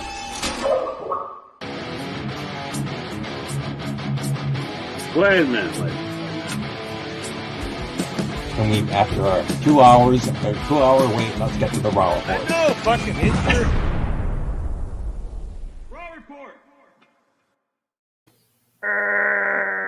That intro still makes me smile. I love it. All right. Raw report time. Don't forget, hit that, smash that like button. We're only up to 12. God. Okay, let's go over here. And when they get to 20, we're at 12. 13, we're at 13. There, I just hit 13. I'm getting Here, I'll go like it. Yeah, intro, go log into all your multiple accounts. What? That's illegal. Bam. All right. Okay. Yeah. Raw report. So we're in Greensboro, North Carolina, North Kakalaki. or as JBL calls it. Yeah, North Kakalaki. Kevin Owens and Sami Zayn hit the ring, and they immediately talk about what happened on SmackDown. when it was announced, you mentioned this, I think, that their next challengers are going to be Roman Reigns and Solo Sikoa. Damn. Now, I was immediately thinking, are they doing the whole? I know they did this before, I think, with Shawn Michaels and Steve Austin, and they won the titles. But I remember, was it Bob Backlund and Pedro Morales won the titles? And Backlund had the singles title and the tag titles. And then they gave them up. The Samoans, by the way, they beat the Samoans. Roman's father and Afa. So, yeah. John Brown here says Sammy is going to get beheaded. Do you think that could be a possibility? Could be. What if, is that a stipulation in the match? There's me and Ox Baker in Charlotte, in North Kakalaki. Kakalaki. Next time I'm in North Carolina, I'm going to have to just get out at the gas station and just scream, North Kakalaki! And see what they do. They just shake their heads. It's one of these fuckers. I was so scared of that guy when I was 8 years old. Yeah, he's manhandling me. Back when I was a little kid and I thought wrestling was real, Ox Baker was just a scary dude on TV. He is a scary man. He's still a scary man. So yeah, Sami Zayn says he's excited about this. That they're gonna get a chance to take on Roman again, and that he says that Kevin Owens should have beaten Roman Reigns. He should have beaten Roman Reigns. He's cheated his entire reign as champion, and but I think they said that Roman's gonna make their bloodline from. Well, that's your basic babyface promo, and they get it's that Roman's closing in on 1,000 days, but then they're interrupted by the Judgment Day, and so it's certainly obviously because the Usos are on a separate, supposedly separate brands now, and they're trying to keep it legit this time. The brand split. Well, we'll see about that. Fuck the brand split. What the brand split ever do to you? It was shit. Well, yeah, it is. So, but Kevin and Sammy need new opponents. So we get things like the Judgment Day come out, and they get in the ring. I really like this. The best line, I think Damian Priest and Finn Balor start talking, and the funniest thing was Kevin Owens looking at Dominic, and I think he said something like, "Can I just punch him in the face now?" And Sammy said yes, and then they started fighting. But basically, they made a tag team match later on. Sammy and Kevin taking on Finn and Damian. So we go to commercial break, and after commercial break, we get the first match of the night. Shinsuke Nakamura takes on The Miz. The Miz at this point is just he's just a jobber. Poor Miz. Anyway, Shinsuke hits the Kinshasa and beats him. And that's the last we heard of The Miz. We get the return of the Chelsea Green segment with Adam Pearce. The what? That's the name of the segment. Yes, I think they just come out and they're like, "It's time once again for the Chelsea Green segment." Yes. So it's like, "Yeah, let me get my chainsaw." Yeah. So she's back to losing matches again. Spoiler alert! But That's her big segment, and she just comes out and loses? Yes, pretty much. But she also has backstage segments with Adam Pearce as well. So they had another one. This time, they wanted a tag team match against the champions, but Liv Morgan is not medically cleared to compete. So Sonya says, "Well, as a former member of management, we would have the champions forfeit the belts." But Adam it up, give them up. Adam Pearce will have none of it, so instead he makes Raquel versus Chelsea later on tonight. We had a pre-tape interview with Seth Rollins, and then we had the debut. Well, I guess we had the debut of Gunther. Gunther! But straight from NXT. He was just coming down to observe a battle royal. Observe and report. Yeah. So you had Ludwig and Giovanni Vinci. Ludwig and Gunther. Yeah. So they're all just standing at ringside in their red outfits. And they have this #1 contenders match for the Intercontinental title will be determined in a battle royal. Notable people in there. Riddle was in there. Elias, Dolph Ziggler, the Alpha Academy, Maximum Male Models, all the best. Loomis, Gargano, Johnny Wrestling, and Von Wagner, Wayne Bloom's kid. We had Wayne the Train Bloom. Yeah. Bronson Reed. Bronson Reed was in there too. Yeah. And he eliminated a lot of guys. At first I thought he was going to win it. But he got tossed. Tossing the salad. Yeah. And Apollo Crews was in it. Oh shit! They put all the A-listers. And Mad Cat Moss. Oh yeah. Hell yeah. So, but surprisingly, the final four were Matt Riddle, Ricochet, Bronson Reed, and Mustafa Ali. Yeah, Mustafa Ali. So Imperium attacks Riddle, and Bronson Reed eliminates him. But then, I think it was like Ricochet. So Ricochet and Mustafa were ganging up on Bronson Reed, and I think it was Bronson Reed. I think it was Ricochet who got rid of him. So it was down to Ricochet and Ali, and Ali surprisingly got the win. I was so I think it's at so it is actually at the Blood Money show.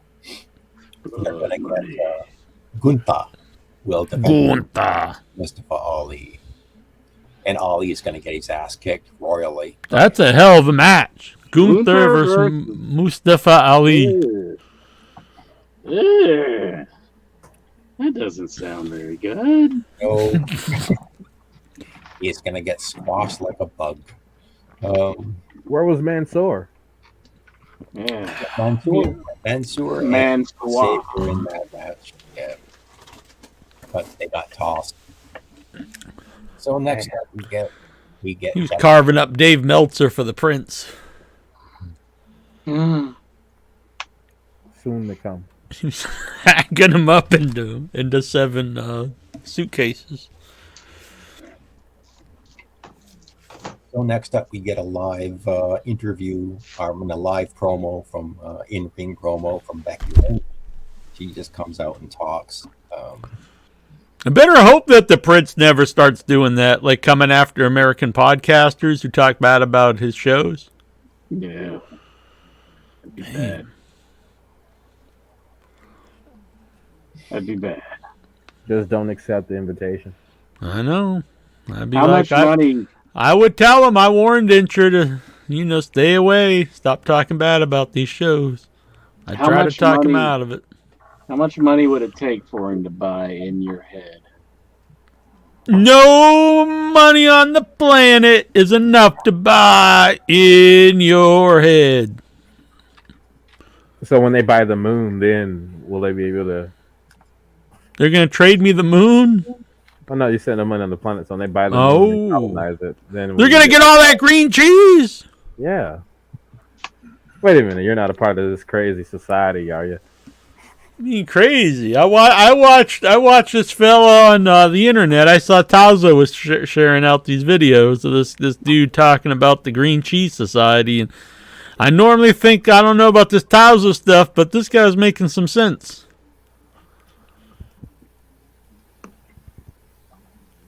All right, raw report. So basically, at the Blood Money show, it's going to be Becky Lynch versus Trish Stratus, another match. I hear Becky's all pissed that these part-timers are coming in and getting celebrities. They really care about the part-timers, just the celebs. Yeah, they should. I'm not saying they should control their people stuff, but the wrestler should never say this for multitudes of reasons. I think it always makes them look like pansies and stuff. Because if you're that good, just somebody who is in a movie or a TV show can't just come take your spot. They might take Dana Brooks' spot, but they're not. If you're that good, they're not going to take your spot. Also, it hurts the company because it is part of WWE, especially since the beginning of the WWE as we know it, to have celebrities. The original WrestleMania is built around celebrities. Mr. T's involvement was a big part of its success. Liberace. I mean, it's always been a part of WrestleMania is having celebrities on the show. I don't think I would have watched WrestleMania 1 if it wasn't for Liberace. Hell yeah. When I heard Liberace was on the card, I was like, bam, my money's down. Yeah. Exactly. I want to see Libby. See which outfit he was wearing. Yeah. It would be pretty cool if, like, the World Series, Charlize Theron would come out and just pitch the 9th inning, This is, I know you're being facetious, but this is one of the things that wrestling has over legit sports is these things can happen. Also, things like Sting could come out there and do a match. You're not going to watch you're not going to watch NFL, and John Elway comes out and throws a touchdown pass in the Super Bowl, and you're like, hell yeah, that was really cool. Or Larry Bird comes in and hits a 3-pointer for the Celtics, but you're watching the wrestling, and the legends that you grew up with, they might come out and do something. Yeah. And just like some of these people that you know from elsewhere, they might come in and perform in the ring. I just got to say, I listened to that Bad Bunny Booker T song again, and that song is a piece of shit. What? What the hell? I did not enjoy it, Jonathan Jackson. Cindy Lauper. Pepe Poteet's right. Girls, they just want to have fun. They do. They just want to have fun. Which is a better song, Girls Just Want to Have Fun or the Booker T song?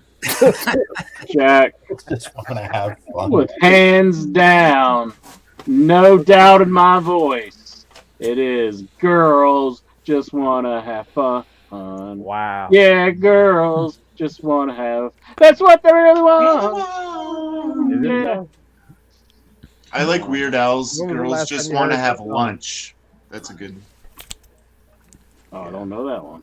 Weird Al did a parody. It's Girls Just Yeah, Wanna he's Have this Lunch. famous singer intro. It's famous for doing parodies of really big songs. I didn't know that song. His lyrics are, she eats like she's got a hole in her neck, but I'm the one who gets stuck with the check. Holy shit, I just realized something. Vic, watch out. Tazo's in your house. Well, we'll take care of that right now. Vic's going to get his gun out. 4 times away. Oh, wow. Now You guys he's switch involved homes. himself. That's right. Vic's on the run. He's 1 step ahead of Tazo. Or maybe Vic's after Tazo. I don't know. Maybe that's the big find him. swerve. Where is he? I had to put my glasses on. Hold on. All right. I'm sorry. And I'm sorry, Bruce, for talking over you.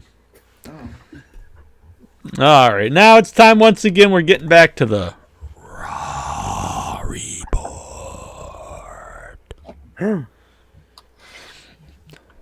So everyone's favorite backstage interviewer and mine, Kathy Kelly, is with Rhea Ripley.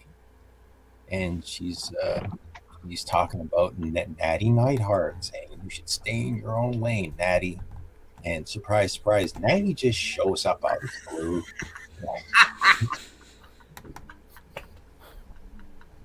That's when Kathy Kelly's brought up. That's what Steven's doing. Mm-hmm. Dropping the trap. Did tomahawks fly out when he dropped his trap? Whoa! Doing the war. He's doing the war dance. He's popping the TP. I apologize. Toronto Steven, please. I can't believe you ain't sure. I know. That's no peace pipe. Hello. Raw Report. Show. So it's the next next challenger for Rhea's title is going to be Natty Neidhart, and she's probably going to lose. Natty's a great wrestler, but she never wins titles, or rarely wins titles. She can't win the big one. She's boring. What? Whoa. So is that going to be at Blood Money? Rhea Ripley and Natty Neidhart? They didn't say specifically. In beekeeper suits. Everybody just walked away. Another big match there. Yeah, another big match, but Rhea needs some wins. Anyway, next up we had Ali walking backstage.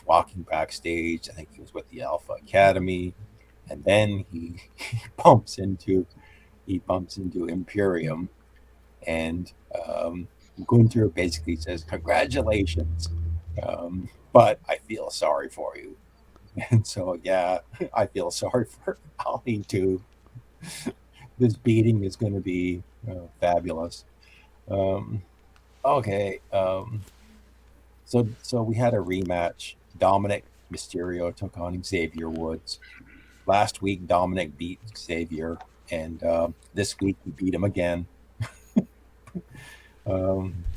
Beat that ass! Boom! So apparently Kofi, I guess, is injured, and that's why the New Day aren't in tag team matches. New Day? So I guess Xavier is just going to keep losing singles matches. Mm-hmm. It's terrible. Comes out and loses again. Keeps him over. So next up we had, this was a carryover from the Battle Royal. This NXT guy who's now on Raw, JD McDonough. Hell yeah! So Kathy Kelly stops him. Kathy Kelly comes up to him, and during the Battle Royal, JD McDonough beat JD. I mean, he just. What kind of jackass is named JD? What a putz! I bet he got his ass whipped.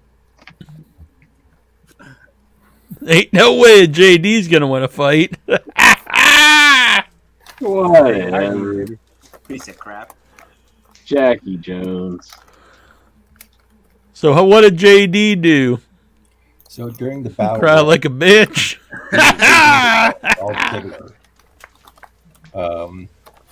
He took this. I think he was gonna drop the stairs on him, and the referee stopped him. But it certainly looks like there's another mid-card feud for Dolph. Hell yeah! Yeah. Oh, we had a debut. Another debut from some NXT guys that came up. Jinder Mahal is now a manager. He's bringing up Veer is debuting again. Veer. I'm kind of bummed that Jinder Mahal's like a manager now. I kind of had a guilty. He was my No, well, what's weird is they put the title on when like he clearly wasn't ready. Then he like really worked hard and improved, and then they just kind of made him a joke. Yeah. Once he was good, it's very strange. Mm-hmm. Instead of being rewarded for improving, he was like took his push was taken away. That'll teach him. That'll learn you. He's better than JD. Any JD that's ever walked the planet. How do you feel about JD Drake? Fuck that guy. There's a JD out there that you probably like. That's a nice package out there. Yeah. Oh, wow. I gotta take my kitty to the vet in the morning. Is that a euphemism? No. I'm sorry. It's nothing Just bad. Too bad, yeah. Yeah, she's like walking with a little bit of a limp, so maybe she hurt her paw or something. I hope she's all right. Yeah, I guess hopefully they just give her an X-ray and see what's going on. Probably a blood clot. A blood clot. Just like Stevie. Steven. Oh. Yes. So the group is called Indashir, Sangha, and Veer, managed by Jinder Mahal, and they just beat up two jobbers. I think they mentioned their name, but I have no idea who they were. Anyway, they beat the living crap out of them. And then Veer, Jinder Mahal got on the mic and was saying something, but I didn't understand what he was saying. But I think in English, he did say the future is written in gold. So it looks like another tag team going after Kevin Owens and Sami Zayn. Speaking of those two, they had a backstage segment with Gunther.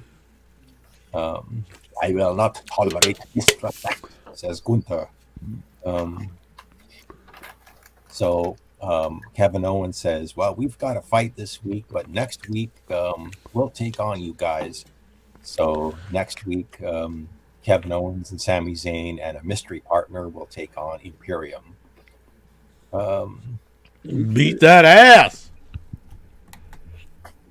Next up, we get wrestling has more than one royal family. Well-dressed Cody Rhodes cuts a promo. Inches boy. And I don't know if you guys are aware. You guys probably know the story about the Scorpion. About Smokey and the Bear? The whole story behind what? He proceeds to tell the story of the Scorpion and the Fly, and a promo on Brock Lesnar. I don't know about no Scorpion and Fly. What? Well, not the Scorpion and the Fly, the Scorpion and the Frog. Tortoise? What is it? The frog and the turtle and the hare? No, what was it? The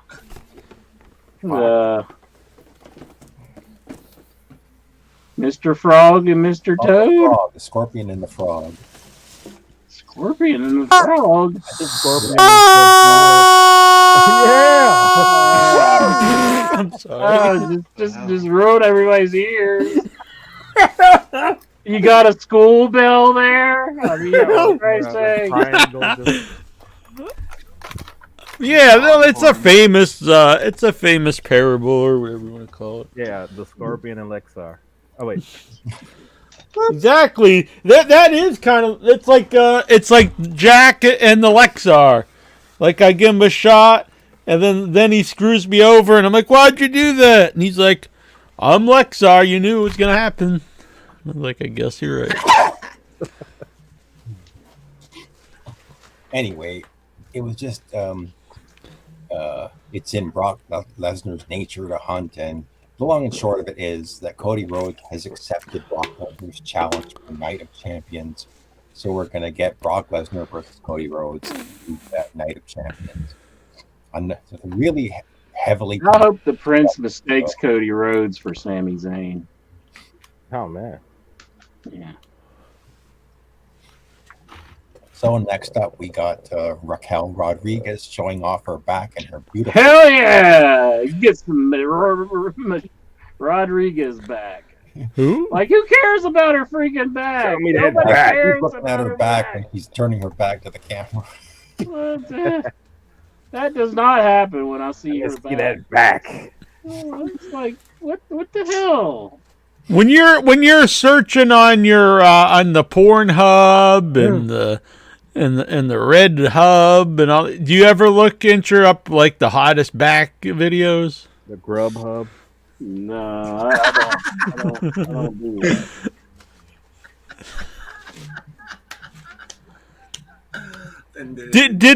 Did like, because back in the day, McMahon was like, we can't hire an Asian because no one finds them hot. And then Jim Ross was like, what are you talking about, Vince? I jack off to Asian porn all the time. And he's like, what the hell? And then so he showed him, and he's sitting there jacking off in his office. And then so he gave Gil Kim a shot. Did someone just like show him some back porn or something? He's gonna come. Nice. Lexar, do you ever jack off the back porn? Did Lexar die, or what the hell's happening? Whoa. I think he passed out. Yeah, thinking about backs. Lying down. Baby's got back, for real. Oh, good. He's not dead. You ever jack off the back porn? Are you currently jacking off the back porn? If yes, do not answer. Yeah, blink All twice. right. Go back to the Raw report. Well, we won't disturb Lexar. So I really think that Raquel is a future women's champion. Again, I'm looking forward to the Rhea Ripley versus Raquel Rodriguez feuds whenever they happen. But walking to the ring, taking your belt, putting it behind you, and even when Rick Steiner did this, it was kind of dumb, and it's kind of dumb now. But Chelsea Green, well, she's back to being just a jobette, I guess. Blaine's Raquel just woman handled Chelsea and beat her. Bam. Yep. Welcome back, Chelsea. Yep. So let's get to the main event of the evening. We have Damian Priest and Finn Balor taking on Sami Zayn and Kevin Owens. And this was sort of like a collusion. I mean, this reeked of collusion of the heels. You had the Imperium show up. You had Dominic and Rhea show up. And you had Paul Heyman show up at this match. So the baby faces, the champions, were really outnumbered. And they all the heels were ganging up on them. And surprisingly, the Judgment Day got the win. And at some point, Judgment Day is upon us. So yeah, Paul Heyman. The day of reckoning is coming. Praise God. So they showed Paul Heyman apparently on his cell phone. So I guess he was supposedly on the phone to Rhea Ripley, on the phone to Roman Reigns. Anyway, so yeah, this was a good main event, and I was surprised that the champions lost. But considering that you had six men and one woman. Whoa! What kind of video are you watching? 6 men and 1 woman fighting, beating them down. It's not surprising that they lost like this. But so there was a lot of promotion for blood money. Probably watch the show. But it's coming in. I won't. From in less than 2 weeks. So that was your Raw report for this week. Raw report! Boom, boom, and thanks. You kept intro at bay. You didn't interrupt you too much. I tried not. Yeah. He's looking at backs. Yeah. I wasn't looking at Ray Rappel's Hey, back. he's got back. He's like, are you an ass man or a booby man? I'm a back man. Yeah. I'm a back man. Hell yeah, I'm a back man. Yeah. Oh, and welcome Goosey to the show. Goosey's on the loose. What's on your mind, Goose? Backs. Backs? Duck, goose. The only thing I can really say about wrestling that I even paid attention to this week is how little morals does Sami Zayn have? I agree. What a putt. They won't let you in the country for years, and the second they're like, "Nah, you're popular." What you hear? You're like, "Oh yes, sir, I'm going right over there." I mean, what are you expecting them to say? Fuck you, Vince. I'm not doing it. Yes. Other people, his partner Kevin Owens didn't go over. He wouldn't go over before because they wouldn't let his partner in. Now they're just like, we're doing it up. Yeah, Kevin Owens. I think same scrutiny also. I think what's going through Vince McMahon's head whenever he was asking Sami Zayn to go to Saudi Arabia was, I want you to do it because you don't want to do it. That's probably true. What's this? I like this candle. I just have a candle. I don't know. It's like a candle in the wind. Can Brucey jump over the candlestick? Please don't try. I might bust my ass. Yeah. Jack be nimble, Jack be quick. Jack jumped over the candlestick and burned his dick. Bow! Watching back porn. Hell yeah. Lex, are you into the back porn? I'm into the butt porn. Hell yeah. Next time you get a lap dance, you'll be like, show me that back. With By the way, I love the stripper's back. Really? Yep. Is that for good luck? Like the Buddha at the Chinese restaurant? Yeah. You toss a nickel into the pool. By the way, the Saudi prince and the Syrian prince or Syria prince probably had a peace deal. And All over Sami Zayn has brought peace to the Middle East. Wow. Oh, yeah. They're like, we won't put the world title on you even though you're so popular, but you're going to bring peace to the Middle East. Hell yeah. Thank the Lord for Sami Zayn.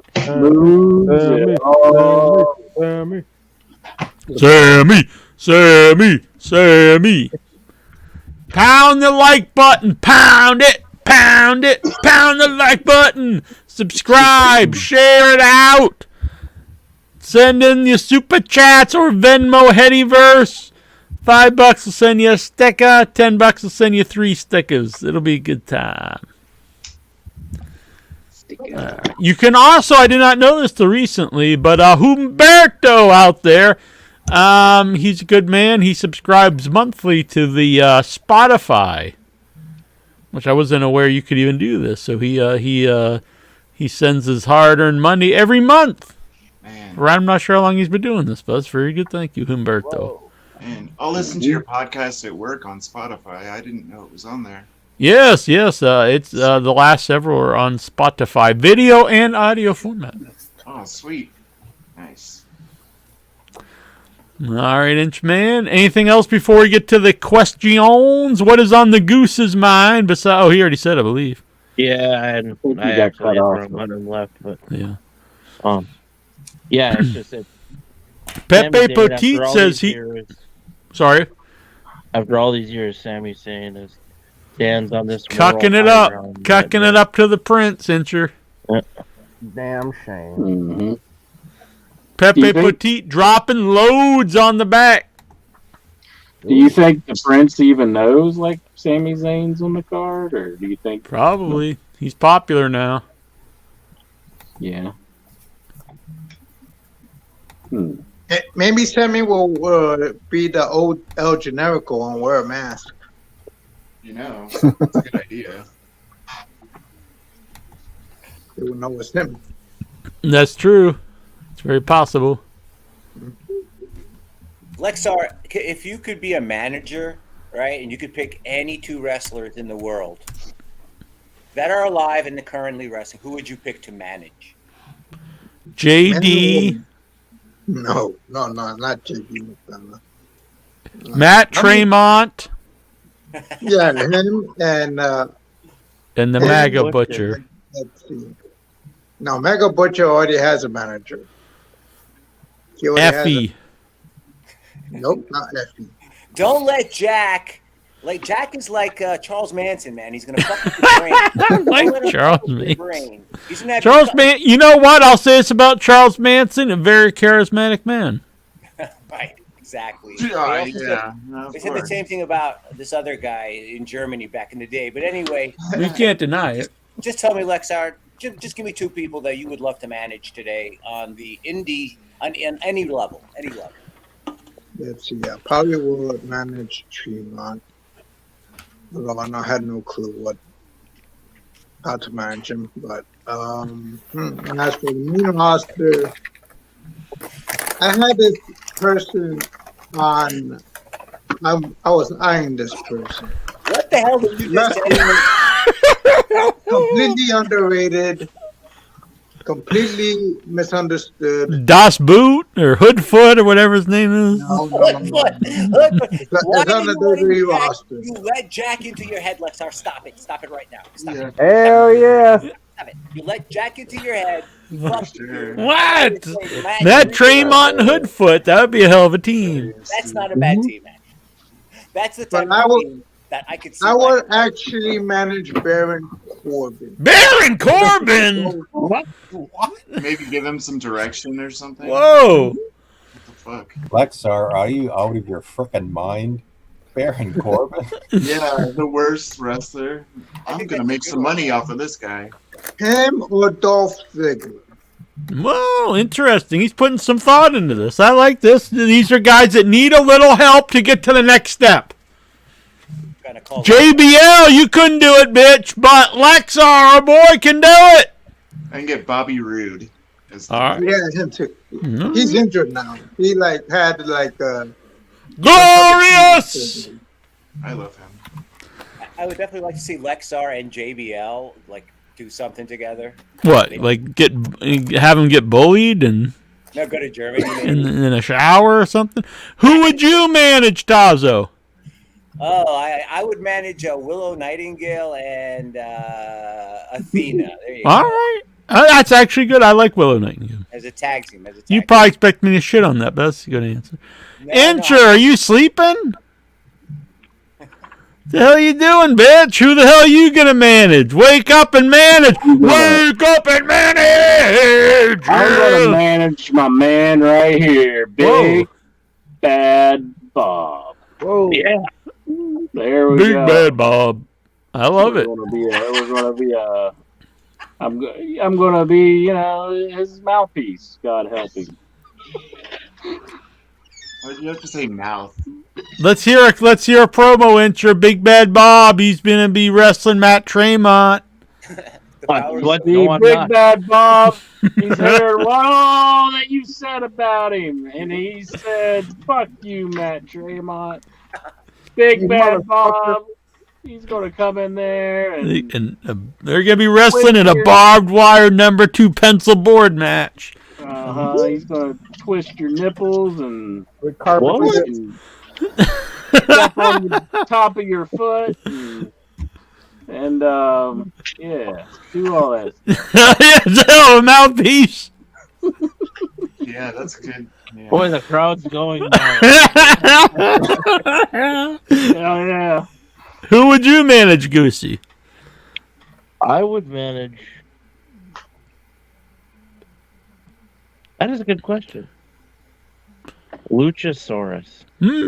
Interesting. That'd be a good choice. I like it. How about Stevie? He's going to be saying the girl with the back and Goosey, and I'll manage Jungle Boy Jack Perry. Okay, interesting. I thought we was going to go with Trish Stratus. Yeah. Brucey. I'd like a tag team of Macho Man, Paul Orndorff back in like '86. Hot damn. Those guys would like destroy Macho Full. The Wonderful Men. That'd be awesome. Yeah, what you gonna do when Brucey gets his hand on you? How about you, Mr. Jackson? I'm sorry to interrupt you, Bruce. Oh no, I wouldn't be able to compete with those guys though. I wouldn't. They don't need managers, so. You'd just be a mute manager. Hell yeah, get paid. Stand there with your candle. Yeah, nice. No people's had rackets and canes. No manager's ever had a candle. You just stick like a lit candle in the guy's eye and you're like, my! That'd be a good gimmick. I like it. Candle wax at people. Hell yeah. Some little S&M going on. Jonathan Jackson, who are you managing? I think I would have to manage to watch wrestling. What? I thought you were going to say like New Jack. Oh, yeah, let's go with that. Yeah. Well, I met you because you look like you're about ready to come down the ring with them. Be the new gangsters. Be the new gangsters. And Matt Tremont. Oh, no, how about your boy, Nick Gage? He doesn't need a manager. Vic Schiavone, hey! Okay, think about a manager's job is to talk for a wrestler who can't cut a promo. Interesting. So, thinking about that, I would want to manage Matt Riddle so we never have to listen to him again. Oh, I like it. There you go. That would be good. Seriously, though, probably Asuka needs a manager really bad. Interesting. And so does Shinsuke Nakamura. So. The Asian Persuasion, Vic Schiavone. Not me and Goosey, though. Goosey's going to do all the talking for me. Yeah. What are you going to do? Just take his money? I have the best manager in the world. Actually, I'm going to have to change my picks here. Tremont could talk, and he could talk very good. So I'll leave him alone. All right. So my pick will be Dolph Ziggler and Bayley. Hell yeah, I know what you're just going after that booty. Yeah, and Dolph Ziggler's booty. Nope.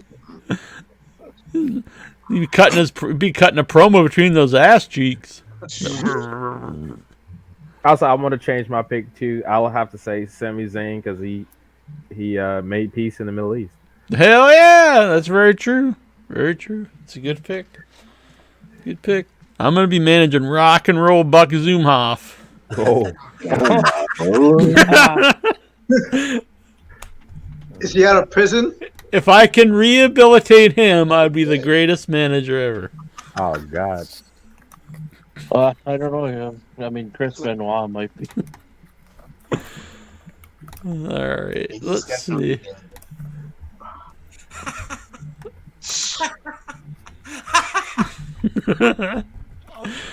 All right, let's see. We got some questions here. Before I get to the questions, any topics that we really should discuss before we get to the back porn? Yeah, I think we covered that earlier. I read an article this week about that somebody was claiming that Fox had released their fall season. Yeah, and they didn't mention WWE. They didn't mention SmackDown, so I thought that was weird. SmackDown got the snub. Damn. That's got to be like one of their number one shows. Yeah, one of their highest watched shows. What's up with that? I don't know. Maybe they're like, we don't want this bitch on. I don't know. Who knows? Maybe it's just an oversight. Maybe they lost too much money to pay for it.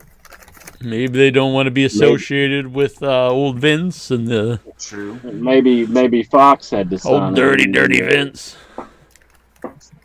Vince had his way with Fox. sign this NDA. Do you think they'll ever make that part of his gimmick where he's just like this creepy guy that's trying to get the women to blow him and stuff? Well, yeah, Trish Stratus barking already like a doing that, dog, yeah. and Yeah, but I mean in modern day. He does it to Dana Brooke. Trish is there. He can do the angle. Maybe that's why she's back. Yeah. Coincidence? it's so crazy that he has in his contract that he won't like harass the women anymore. It's like, what the Yeah, like hell? that has to be in your contract. Like, I will not commit murder. I will not rape the employees. I will not steal money from the company. Like, this is stuff that should just be a given. Yeah, really. Like, I have to have in my contract I won't commit crimes. It is in contract, right? It's there.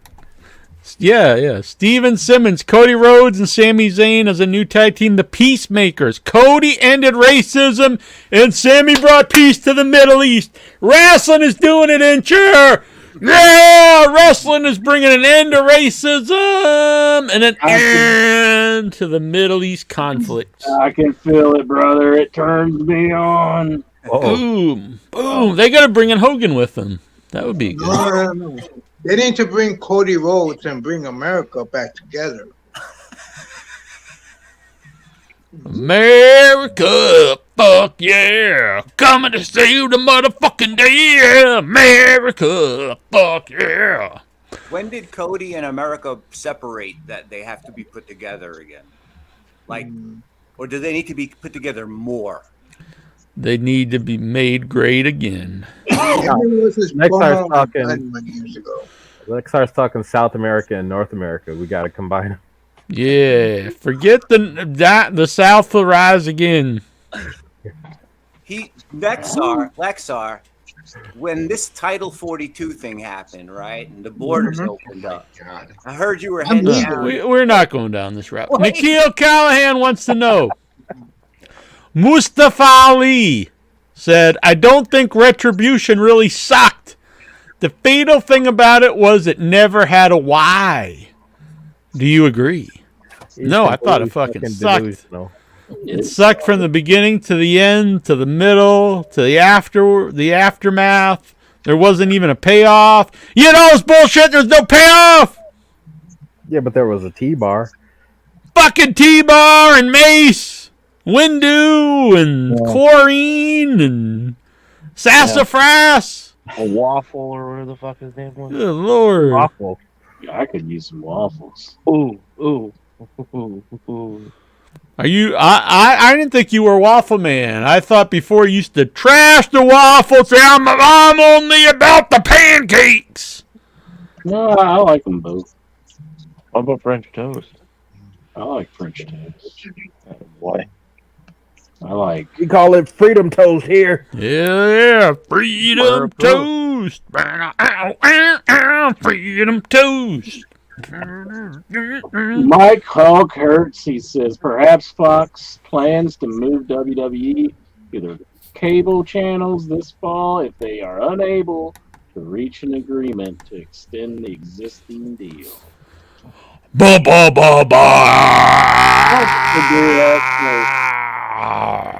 Like they make so much money, like having them on the. What if WWE becomes the lead into Impact? Hell yeah. That'd be something.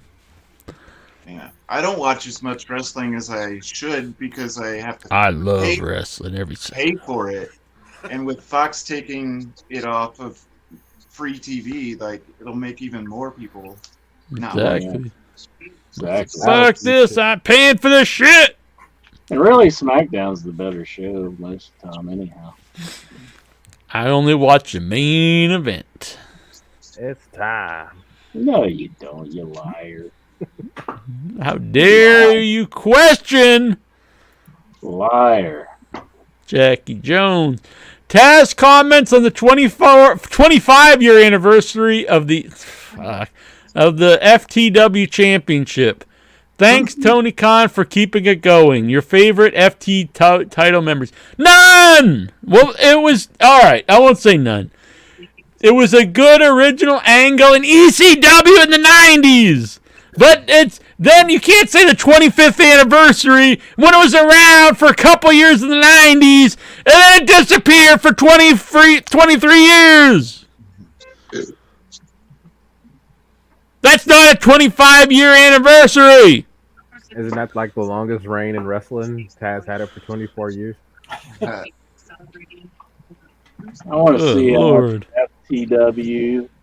Fuck the FTW title. They already have too many belts. Get rid of this stupid fake title that doesn't even make sense in the company it's in.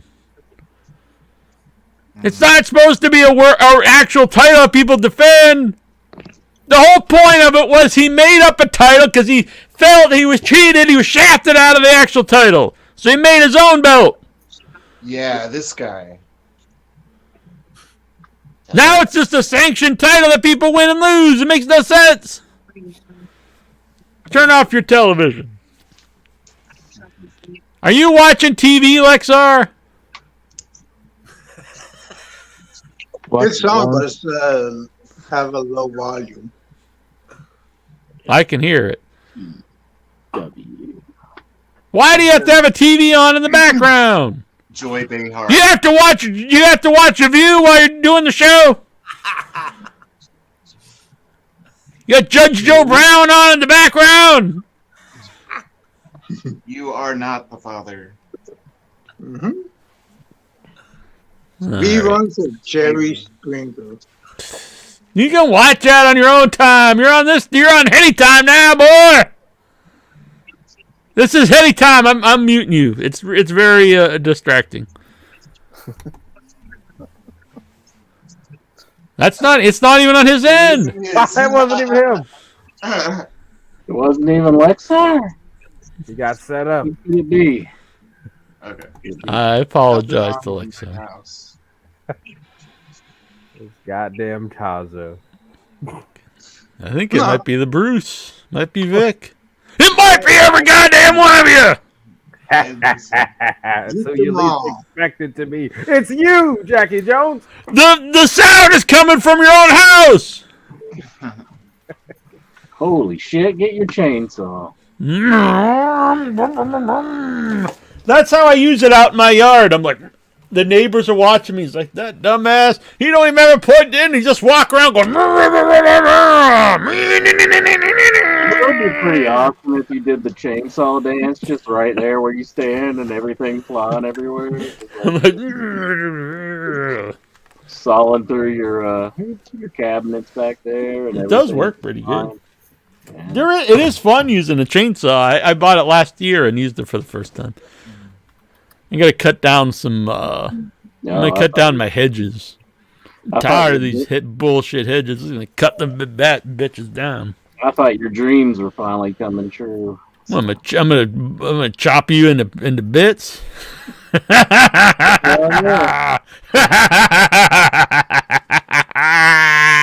What's my dreams? You're always talking about like getting away with things in your dreams.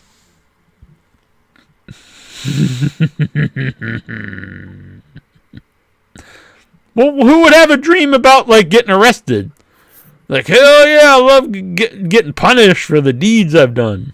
Yeah, that sucks. Yeah. Favorite prison time. Miro and Thunder Rosa have made surprise returns during tonight's AEW Dynamite from Detroit. Won that last week. Who else do you want to see return? Look in my eyes. What do you see? Ace Steel. The cult of personality. I would like to see Ace Steel come back too. Name him Jaws or something. Yeah. Jaws. And Leva Bates. Oh, God. I want to see... Who do I want to see come back to AEW? Joey Janela. Colt Cabana. Boom, boom. Yeah, because he got fired thanks to Punk, right? Fuck that bitch. Indian ROH? Has he been on? Yeah, he's not even gone. Matt Cardona. Oh, God. Yeah, Colt did take on Samoa Joe like a few weeks ago. Like, who's somebody I really miss? I can't think of somebody like that's like gone. I'd like to see Cody come back so we don't have to see him on WWE TV anymore. Interest boy Cody. It would be nice to see him come Marco Stunt. Yeah! Who's that guy with no legs? They job out Cody to like everybody. That'd be pretty awesome. Who was the fat guy with the yellow face paint? Sunny Days or some shit like that. I don't even remember that one. But I like him. Bring that guy back. I like to see Bear Country back. I want to see Jack Evans come back because I like Angelico and Jack Evans together. Yeah, and Helico by himself, it's just like, what the hell? Some fucking drug addicts out there. But when they're a team, it's like they're pretty cool. So who was allegedly. Was it Ace Romero, the guy that's like 500 fucking? I don't know who that is. But let's see him back. Ace Steel. There you go. Oh yeah, I would actually legit want to see Ace Steel. I don't know if Randy Orton feels like going back. He feels like going back. If he feels like going back, or if what is the hell is this question? Or if he feels like he's ready to go back. What the hell? I think he might. Did Dave Meltzer write this? Sounds like it. Then again, he is pretty well taken care of. I don't think he needs to. I think the doctors have told him not to. You know. Did Brendan Cutler tell him that? Thoughts?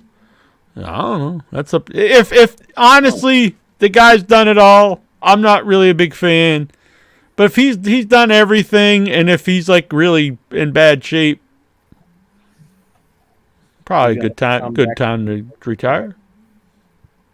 Okay. If he really, I don't think he's really ever had the passion to do it. So I don't know if he really is like dying to get back in the ring or not. So I don't He know. could have been a way, way bigger star than he is. Like, I agree. I mean, people have said that he's done a lot without really being motivated. Like he has a lot of natural ability, but never really had the motivation. Is what people have always said about him. So. Because the bags need shitting in. Who cares about wrestling? Maybe that's what he misses. Yeah.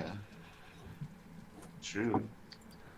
On this day in 2011, Bobby Roode turned on James Storm and smashed his head with a bottle to win the TNA World title. What are your memories of this?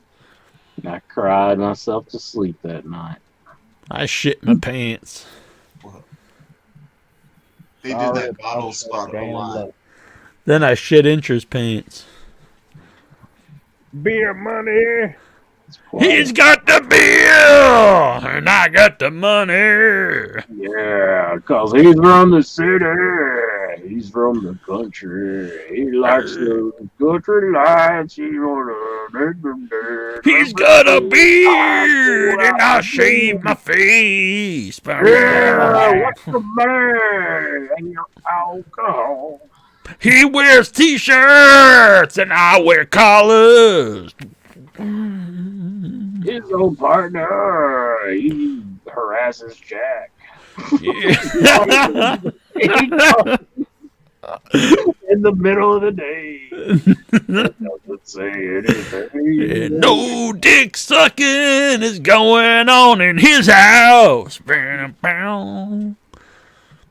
It's a pretty good tune. Call back. Making money off of fake DVDs. What the hell? Are you drinking like wine out of a box? No, it's Canada Dry. In a box?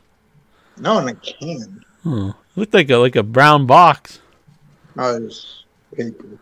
It's A paper box? No, it's paper. Like, what are you, a hobo? Like drinking like wine in an alley? No, it's just like too wet. It's like water. But I thought you said it was dry. It's too wet. Like all the ladies listening to my voice. Oh, Boom! Yeah! all those sweaty backs. Hell yeah, it's a very quotable show. Seth Rollins missed Monday Night Raw because he was on the set in Atlanta, GA, to film his undisclosed role in Marvel's Captain America New World Order.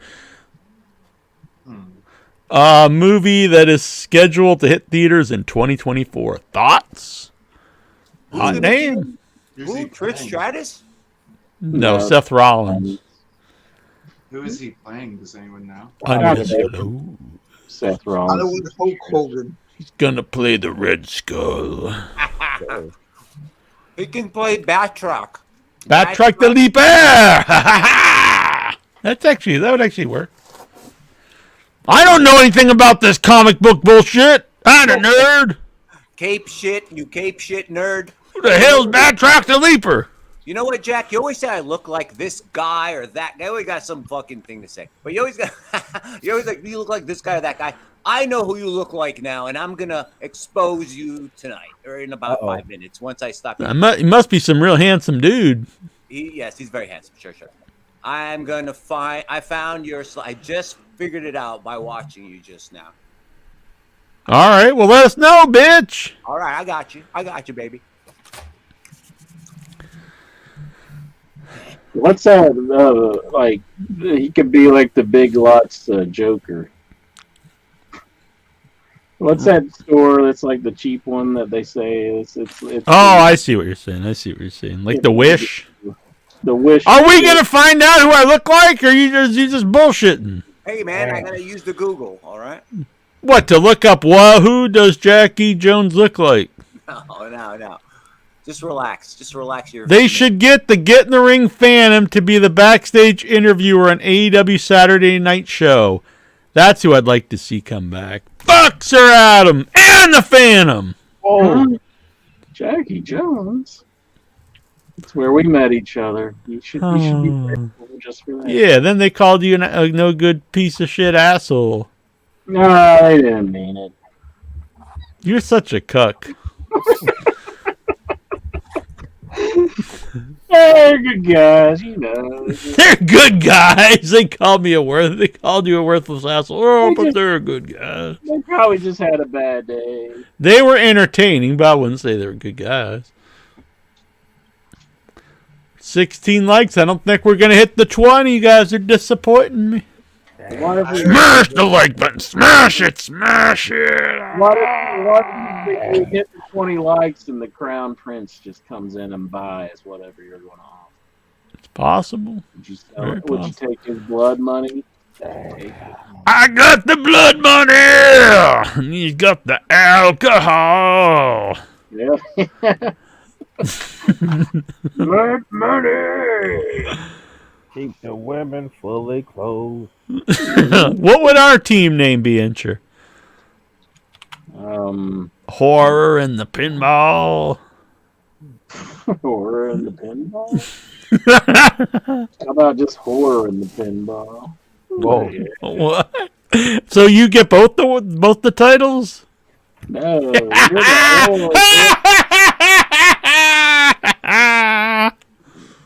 Vic, why are you letting him talk to me like this?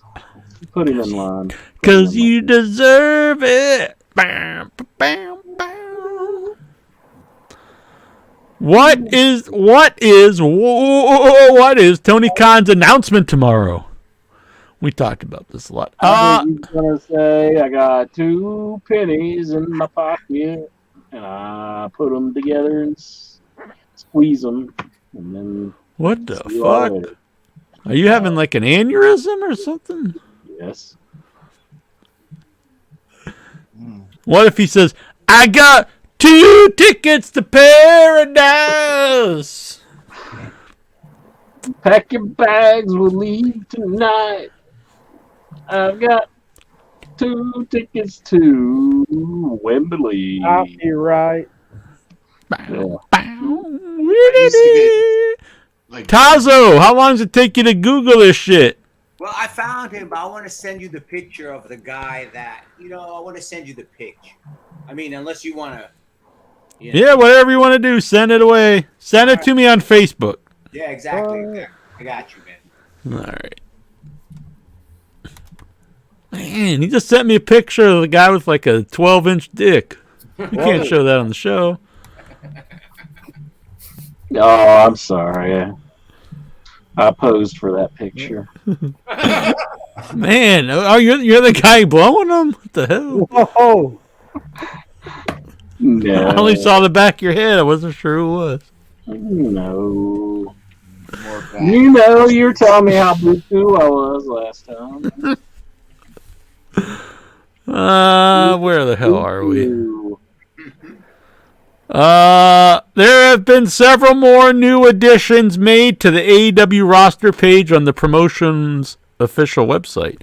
Over the weekend, the following were added: Kiera Hogan, Diamante, Big Bill, Marina Shafir, Zach Clayton, and Harley Cameron.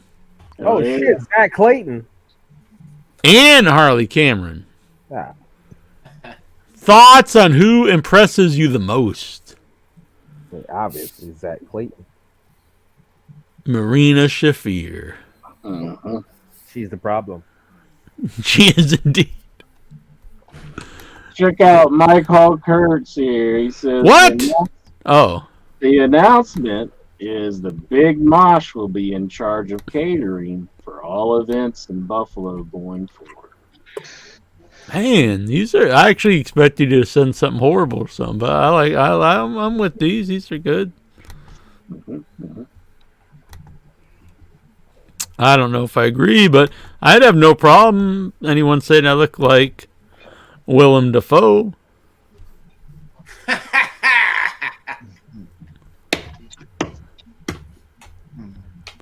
William Dafoe. Willem. Yeah, that's it. That's pretty cool. I'll take that. And I'm not sure who this is. Who's this? Scott Ryan.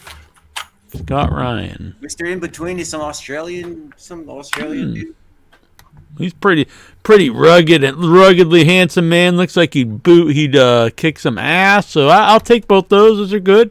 Yeah, that didn't I'm go proud as of you, Taz. I really thought you were gonna send me like the Hunchback of Notre Dame or something. Yeah, you look just like Quasimodo. It didn't go as well as I planned. I wish I had sent something like a woman's period or something. You know. Yeah, but that wouldn't have taken you as long. You'd be like, oh, yeah, I have these bookmarked. Yeah, I would have had that right there. Yummy. That's my screensaver. It's a big blood clot. Yes, a fetus in a jar. I just have that right next to me here, so I would just like put it up against the thing. Isn't that a Metallica song? Fetus in a Jarro?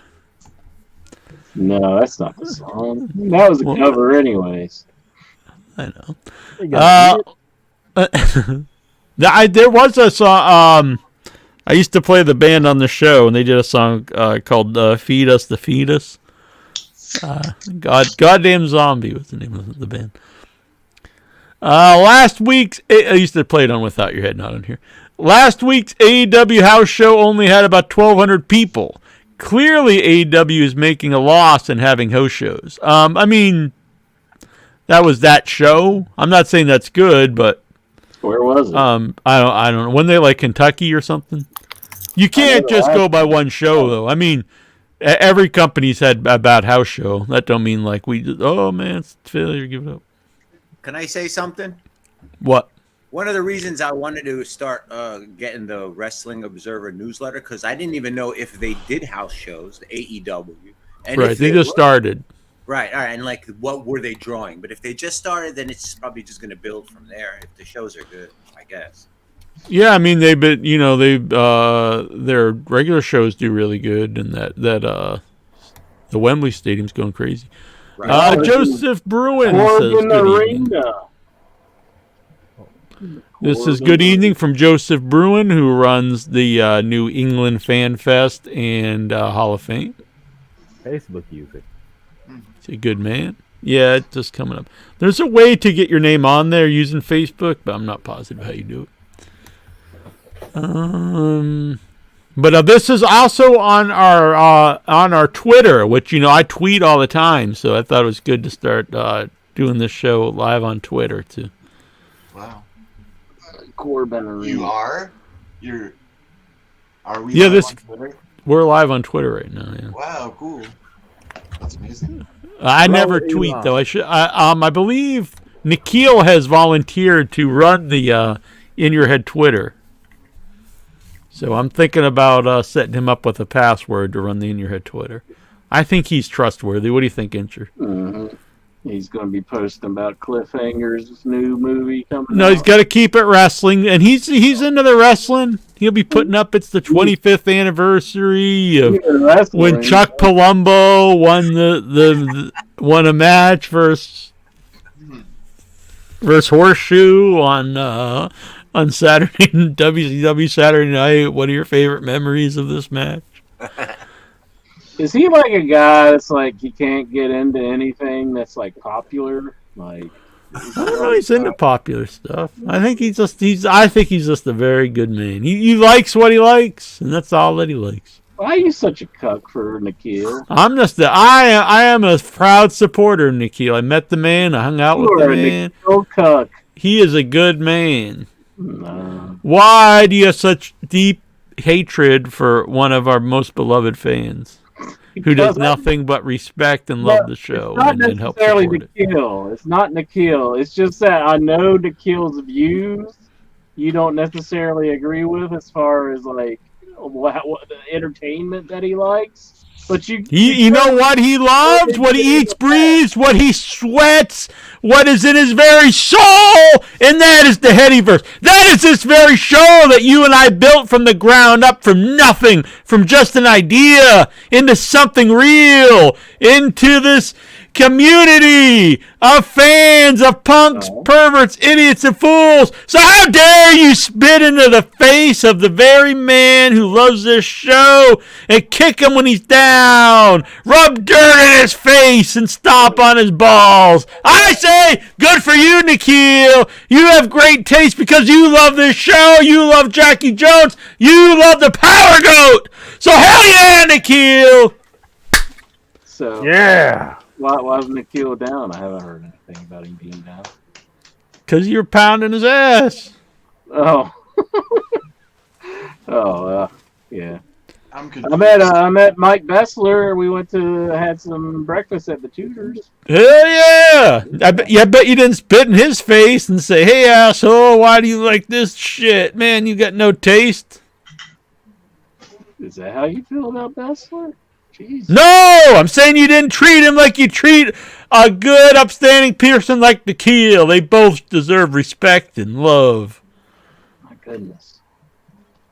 Mikey B! Incher and the B! This is the respect you give me. What? What are you talking about? I just said Incher and the B! Mikey B! OIB and the Mikey B! Why do you treat Mike Bessler with such disrespect? I love Mike Bessler! Ruining any mention of me. What the hell are you talking about? Your mind's full of the madness! You're like, oh man! I'm full of madness.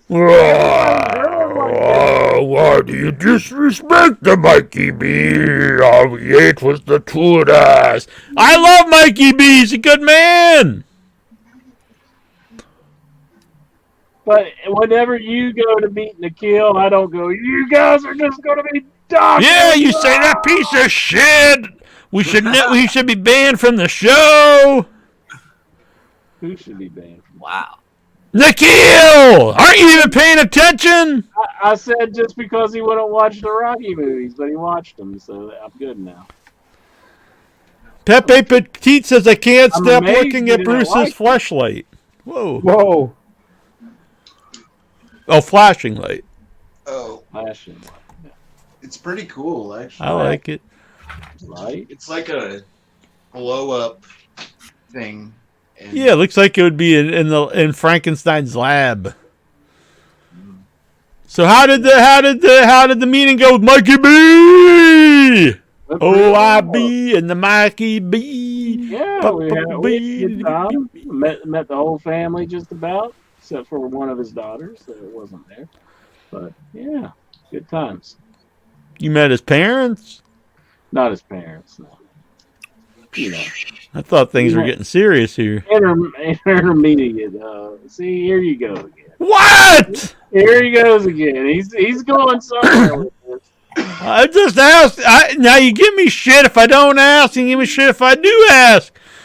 I'm losing my voice because I'm screaming too much. Stop screaming, asshole. Now I've been doing this the last 2 weeks on the show because I make a cup of coffee, I drink it all, then I'm like, fuck, I got nothing for the rest of the show. And then I started bringing a coffee and a cold drink. Then I drink both, and I'm holy shit, I'm out of that. So now I make a coffee in here, and then I also make my backup coffee in here. So I got the cold drink, and then I'm double fisting the coffee, and I'm totally fine. I'm not wired from all the caffeine, so I think it's a big help for the show and my sleep tonight. Yeah! Ah! So how'd this go? What you guys do? You ate the Tudors? What did you get? I got the rocket. The rocket. The rocket? The red rocket? No, not the red rocket. Just the rocket. It's just the best. The raccoon from the movie? No, it has bake. It has not bake, but what is it? Chicken fried steak. A potato, which is a hash brown. An egg and cheese, and I think that's it. Sounds good. Sounds good and healthy. Yeah. No, it sounds good, though. It sounds good. How about Mikey B? What did he have? I think he just had I know, like, him and his wife shared some food, and I forget what exactly he had. I know he had, like, he was dipping something. Yeah, but I don't know. You'll have to ask him that question. Oh, well, Mikey B, we need to know. Tell us more. Mm-hmm. Hell yeah, look at this. Mike Hawkhurst, Rookie of the Year. Boom, rookie. I've been a fan of Jack since his first Get in the Ring transcript. He is much louder now. When I wrote that transcript, I yelled. I'm like, ah, as I scribbled it down onto the... What's the matter with him in there? He's yelling and writing. I think we need an exorcist. Let's see here. Where am I? Imperium might add Dragunov to the group sometime in the future. Is this a good fit? Hell yeah. Do it up. That's how you answer the kill question. There. Just say, hell yeah, do it up. Look at Steven and Lexa. They're just like both falling asleep. Yeah, me too. What a bunch of losers. I need 6 coffees. Yeah, you guys need to man up like this. I got to get up early tomorrow too to do an interview with us. Yeah, I gotta get up too because I gotta take my cat to the vet. Hey, I watched a J.D. McDonough versus Ilya Dragunov match. Yeah. Wouldn't you know? From Mark. Hell yeah. From a thing I downloaded from a place, which I won't say. From Pornhub? No, not from Pornhub. Best of matches of March 2023. And I watched That's about my favorite box set. Yeah, exactly. I know you don't like any best ofs, but this was North American matches, and one of them, I didn't watch all of them. There was about 30 in this folder. Was J.D. McDonough versus Ilya Dragunov from an NXT match, and it was actually pretty good. It was a lot of European shit, right? Mm-hmm. You said it was North American. Well, I don't believe Europe is in North America. Yes, sir. Well, there's also a Japanese version to this best. Oh, well, that makes sense. That's in Yes, North I did America. not download that. I cannot. I wish I had the time or the patience to watch 60 fucking matches. No, yeah, that's cool though. That's cool. I don't want to take away from that. Yeah, I've seen all kidding aside, I've seen Dragunov. He's very good. Right, so they do a lot of good selling, even though these moves are pretty like basic. Right, I mean it's forearm shivers and headbutts. And Yeah, no, I remember the NXT UK stuff. It was really solid wrestling. That's where I first saw Gunther, Walter at the time. So you think these guys can pull that off, and like the crowd will? Back in the day, I would say no, but I do think current audiences do react more to like good in-ring wrestling. So I think that it's got a shot, which is cool. There's a lot of fans really hate that. I think today that the crowds actually like the in-ring wrestling. Now I like some of the goofy stuff in wrestling and the story stuff, but I also like actual wrestling too. So I like a mixture, of a little bit of everything on my wrestling show. Who doesn't like wrestling? Lexar? I'm not making this up. A lot of not even just fans love it. Like the Disco Inferno, Russo, these guys they hate the actual in-ring product. They really belittle it. Just call it like fake fighting and stuff. It's very weird to me to be in wrestling or a fan of it and actually, not care at all or dislike actual matches. It's very strange to me.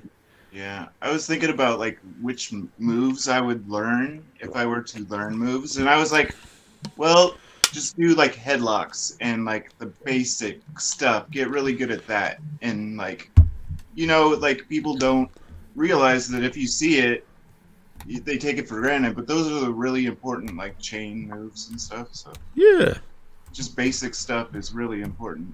Yeah, I think. I agree. Throws a really good body slam. Vic? Nigel used to do a very good headlock. I don't remember who else used to do these very good long headlocks. Who won a title with a headlock? Was it? Oh God, that would be interesting to look at. Not a title. Somebody won a title with a headlock? Match or something. Maybe it was Bruno. I don't remember now. Somebody. Oh, you know who it was? It was Funk, not Terry Funk, but Dory. Dory. I remember somebody won a title with a claw on the head, but not a headlock. I'd feel like such a bitch if I tapped out to a headlock. Yeah, I think there's a match of. Well, that's more of a real thing though that you probably would tap out. Yeah. Yeah, but we're talking about wrestling. Look at this, boom, body slam. Mm-hmm. You know who's doing that body slam right there in a movie theater? Who's doing that? Willem Dafoe. Jeffrey Epstein. Yeah. No, that's me, Tazo. Look at that body slam. Perfect. Nice. I thought that was Jeffrey Epstein for a second. And you know who was filming that? He was filming it, and he was scared of the power, but he manned up, filmed it while he was shaking in his boots. The OIB. The OIB. Amazing. I like that Bundy shirt. I just now noticed you wearing it. You had your shot, Incher, to just fucking hit him from behind and just do a smack run him in over his head and fucking change the course of history practically. For me, at least. Jesus Christ. Be like, imagine if I'm going to make a time machine and go back in time. The first thing I'm going to do is stop myself from smoking crack, right? Hopefully, butt crack or crack cocaine? Crack cocaine. But the thing is, I have to shoot before I started smoking crack when I wasn't smoking crack, and then talk to that guy and say, don't smoke crack. But I might get screwed. I might start smoking crack with that guy. Yeah, because you're like, I'm not listening to this old man. I'm going to show him I'm cool. I'm going to smoke the crack. Right. So is that going to cause a time? What if you stop smoking? What if the crack actually improved and saved your life? What if you never found crack? What? You would just be like some maniac. Well, crazy maniac. What Headyverse member would you want to smoke crack with the most? This is a true story about crack. So I was at Badmont. I shouldn't have said it. I was at a convention. You already said it. And a famous, pretty famous musician from a band I won't say what band. So I was hanging out with him. I actually didn't even know he was in a band. I'm not saying this to be cool. I didn't know he was in a band. I think that's why he was hanging out with me, because I wasn't like, oh, you're so cool, you're in a band. So anyway, he was real sad, and I was like, what's wrong? And he's like, I just wanted to smoke crack with Jake the Snake, and he won't smoke crack with me. And he was legit, like, sad, because at the time, Jake was trying to stay clean, and he wouldn't smoke crack with the guy, and that he was just trying to smoke crack with him. Man. But it was a good time. There's pictures, not of crack, but me with him, and a midget, and a transvestite. It was a very strange weekend.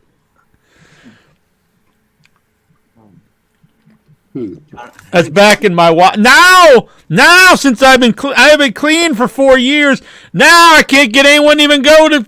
I was like, let's go to Mad Monster. Everybody asked, nah, I ain't going with you. You're too fucking boring now. Then my movie got into Gen Con, a great big gaming convention. I was like, this will be fun. I can't find one single person want to go with me. You're like, you start getting back and become a booze hound. Yeah, then you're fun to hang out with. Not now.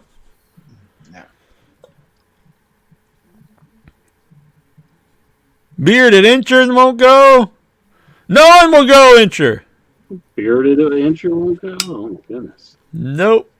Well, if you sit there, you proselytize, and you're like, oh, you shouldn't be drinking. I never do that. Never do that. I do not mind if people drink. You're like, well, I used to drink, but I don't do that. Yeah, no, I could see that would be very annoying to be around, but I never do that.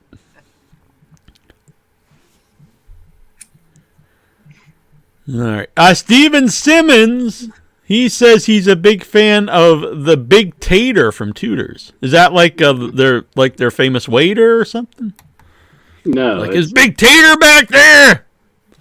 It's a dish with like home fries, and I think it's got cheese on it, and yeah. Yeah, but could you really go there and not get cheese on something? Be hard not to. Does anybody have like a McAllister's anywhere around you? You can get a McAllister's. I don't know that. I think the only thing that doesn't have cheese that I can think of is like the apple biscuit. You could probably have them add cheese to that too if you want. But very true. No, I don't know McAllister. It has potatoes that are like this big, like probably like 12-inch long potatoes. Damn. They're huge, as big as like a shoe. That's the perfect size for Incher. Yeah, new meaning to hot potato. Like if you shove it up your ass. Whoa! I don't know what I'm saying. Sorry. What's Incher showing here? I was showing the Big Tater, but I lost it. Whoa! We can't show that online. Yes, we can. The Big Tater. Damn. Damn. Those hash browns need to be browner, though. Yeah, I probably like them a bit browner. My parents used to put paprika on the hash browns. Why does no one put paprika on the hash browns? Oh, you are my man. High five, Tazo. I made some this morning for breakfast. You got to put paprika. Smoked paprika if you can find it. It is a little better. But either way, paprika brings out the flavor. I go through a lot of paprika because I put on a lot of stuff. It's a great, especially on the potatoes. It gives it a nice color, and it gives it a great flavor. Tazo Jones, you got to go to Bob Evans. They put the paprika on the potatoes. That's where Geraldine works. I might be seeing Geraldine. She's gonna come to my movie that plays Buffalo. She's not, a bitch like these other people. Well, you need to play Huntington, West Virginia, and I'll be there. It's like I'll only see it if it plays right down the street, like in my bedroom. Mm-hmm. Maybe. No. I was going to go to Columbus, but I got the COVID. Yeah, right. Yeah, I did. No, I meant yeah, right. You were gonna come. No, I really was planning on going. How far are you away from Indianapolis? That's like 5 hours. You can make that the snap of a finger. That's where Gen Con is. It's a gaming convention, but I don't think they have like video game stuff. But it does sound cool. It's like RPG and board games, and they actually have you can like test play games, which would be fun. That's pretty cool. But all my buddies are like, fuck that. I only want to go where we drink straight vodka and bourbon, get all fucked up, do the cocaine. Let's see here. Or maybe they just couldn't get off work. Oh, supposedly. Let's see here. People can't just drop everything and get off They should for me. It's in August. That's months away. You gotta work. J.D. McDonough might be a future member of the Judgment Day after they showed Finn Balor scouting him. Is this a good move? Tazo is just giving us the skinny on J.D. McDonough. Tazo just did a deep dive. He watched 87 hours of J.D. McDonough matches. He studied every movement. He knows all the spots. He knows every weakness, every strength. And he's like, I don't know. I'm on the fence about J.D. McDonough joining the Judgment Day. No, but I do have something to say about Judgment Day. So I was on Reddit, right? And after I got kicked off of Reddit, I'm back on Reddit. So I have all these new subreddits that I'm on. I'm just not on any of the old stuff. We need make a Headyverse Reddit. Oh yeah, because like what? 2 people will be on it anyway. Fuck you, bitch! There's 9 people in the show right now. There would be at least 7 members.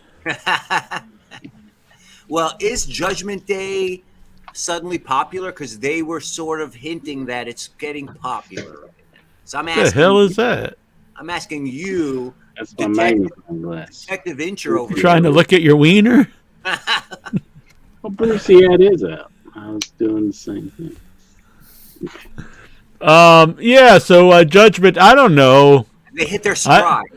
I will say Dom Mysterious won me over, and I never thought that day would come.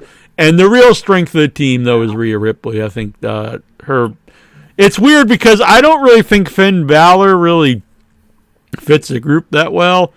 And Damian Priest, to me, always looks like I should really like him, and I want to like him, but I watch him wrestle. I can never really get into. It's not. I don't think he's bad or anything. I think there's just something missing about the guy. I can't really put my finger on it. Yeah, I agree too. He doesn't seem like a wrestler.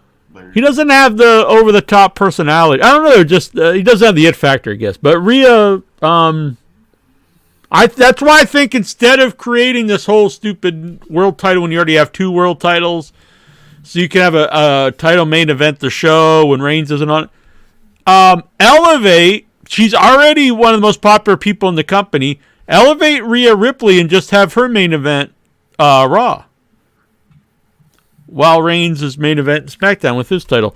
It's a world title. Elevate it and have that the main event of the show. Rhea Ripley as the women's champion. If it doesn't work, you can do something else later on, but try it. Steven Simmons, Jack, didn't you say you may be coming to Virginia? Yeah, we may be playing Genre Blast, which would be exciting. I've heard good things, but I've never been to it, though. But we are winding down the festival run, and then the movie should be releasing in fall. And then I've got 2 new features that I'm producing. Pepe Petit, everyone is on meth nowadays. That's the cool drug. Yeah, that's really cool. Yeah, look, me and Tazo were old school.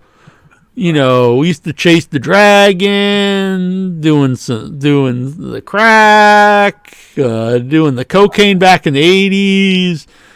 So we don't know what all these kids on their cool meth are doing. Mm-hmm.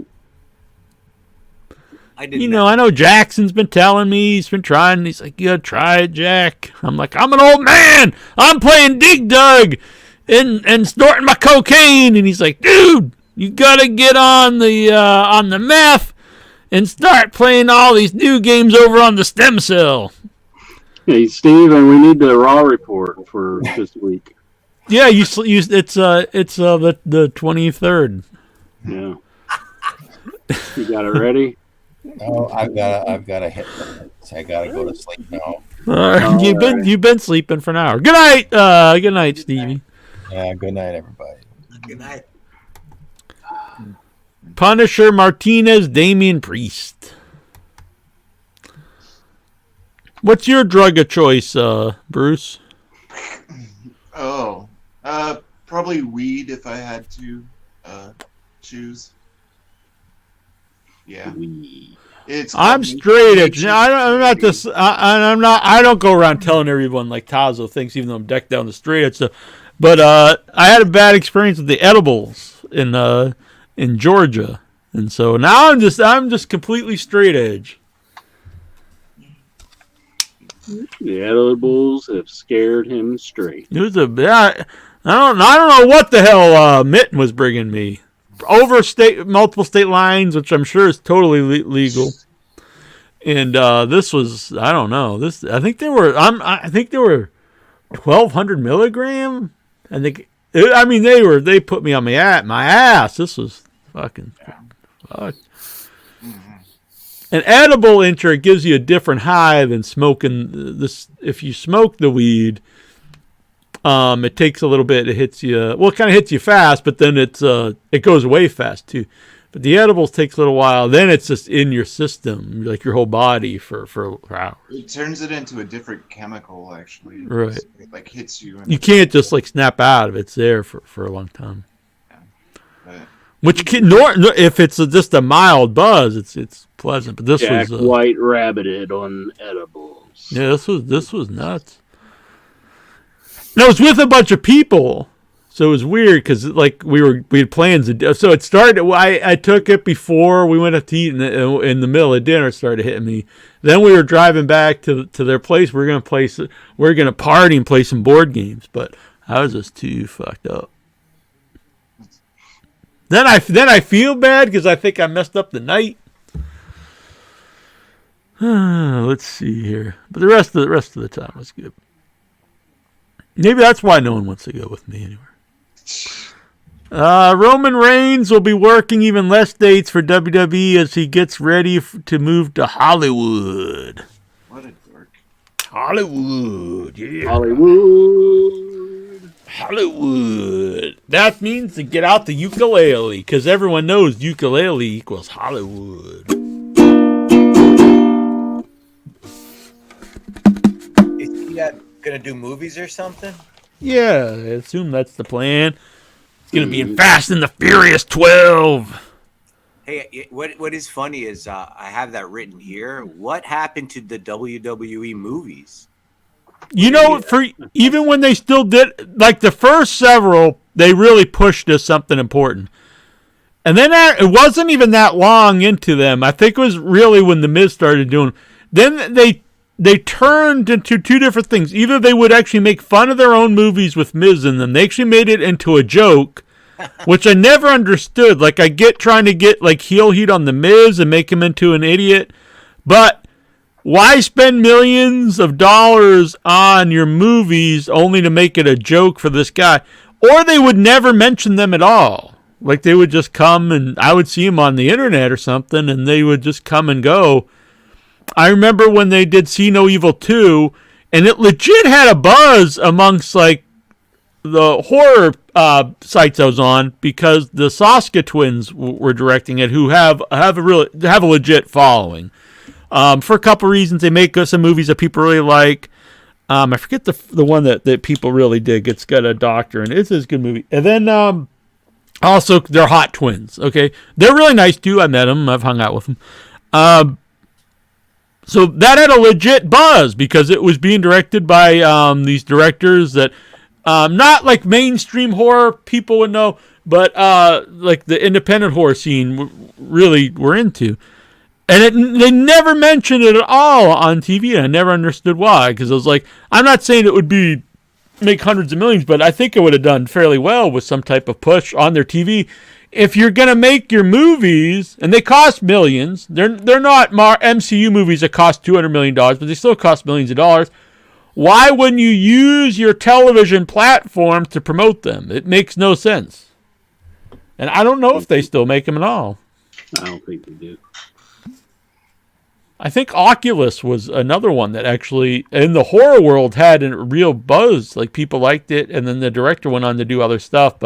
And that was I don't know if it was produced by WWE, I think, and they never mentioned it. It didn't have any wrestlers in it, but.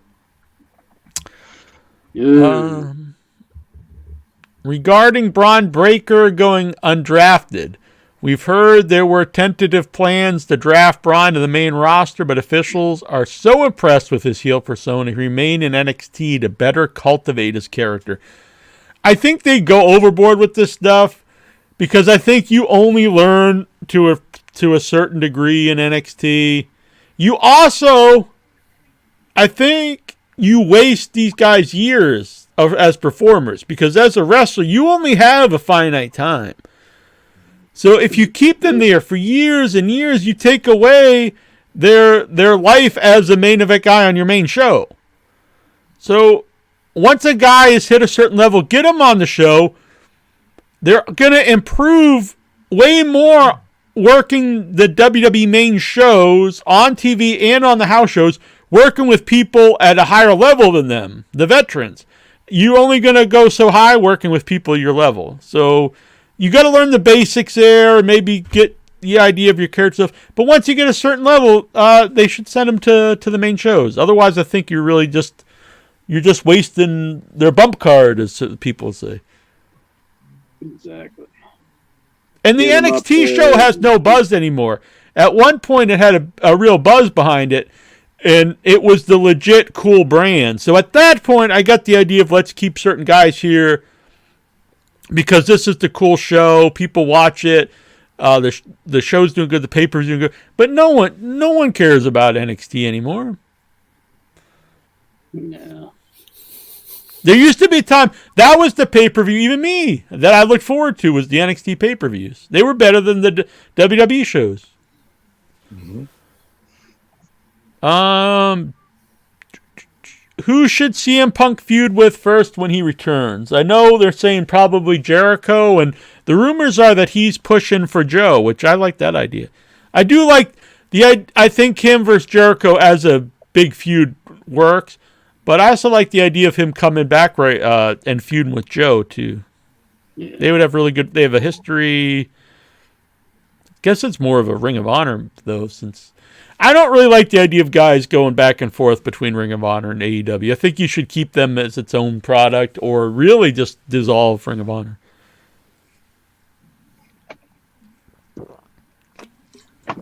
But Punk and Jericho, that's good too. Mm-hmm. Did they ever fight did they ever wrestle in WWE? Seems like they would have had to, but I don't know. Something new is always good. Dave Meltzer, Intra's boy, said tomorrow would be a very important day in the history of AEW's. Rumors are they are announcing a new TV deal. We brought this up earlier. I think, as I said before, just to reiterate, I think announcing the new show is a huge deal. And the actual getting the $1 billion rumor deal with the network is huge for AEW. But I don't think it's necessarily something you announce on the show. Yeah. It doesn't, to me, that doesn't fit as like you just tell your audience. Like it's good for your show, but it doesn't seem like something you just tell your audience, hey, we signed this big TV deal. Unless you're getting a cut of it, it's like, oh, cool. We'll see what it is tomorrow. But it does. People who always think AEW is this big failure and stuff, they look at the rating stuff from an outdated eye. They look at it through the eyes of like the 90s. If AEW are rumored to get, we did this one basically, it's kind of the same question. With Rampage most likely to be a Velocity show where you watch it. I don't really watch it now. If I'm not the biggest problem with the Rampage, besides it even being like not very like must watching, was always the time slot. And I'm not the coolest dude, but I'm usually not home on Friday nights. But if I'm home, I watch it, and sometimes I think about watching it on demand. But it's never a must see, especially if I have 2 live 2-hour shows of AEW a week. It's probably unlikely I'll watch it unless I hear something cool happened on it. Tomorrow's the big day. So proud of you, Mosh. Oh, he's going to be announced to be catering for all of the shows in Buffalo. Really? Well, that's what Mike Holt's prediction is. Damn, that'd be sweet. Remember when Hornswoggle played Leprechaun in Leprechaun Origin? Yeah, that was a horrible film. And the Leprechaun is barely seen in it. Legit could have been played by like a mannequin. Surprises me that Leprechaun movies have Leprechaun fucking suck.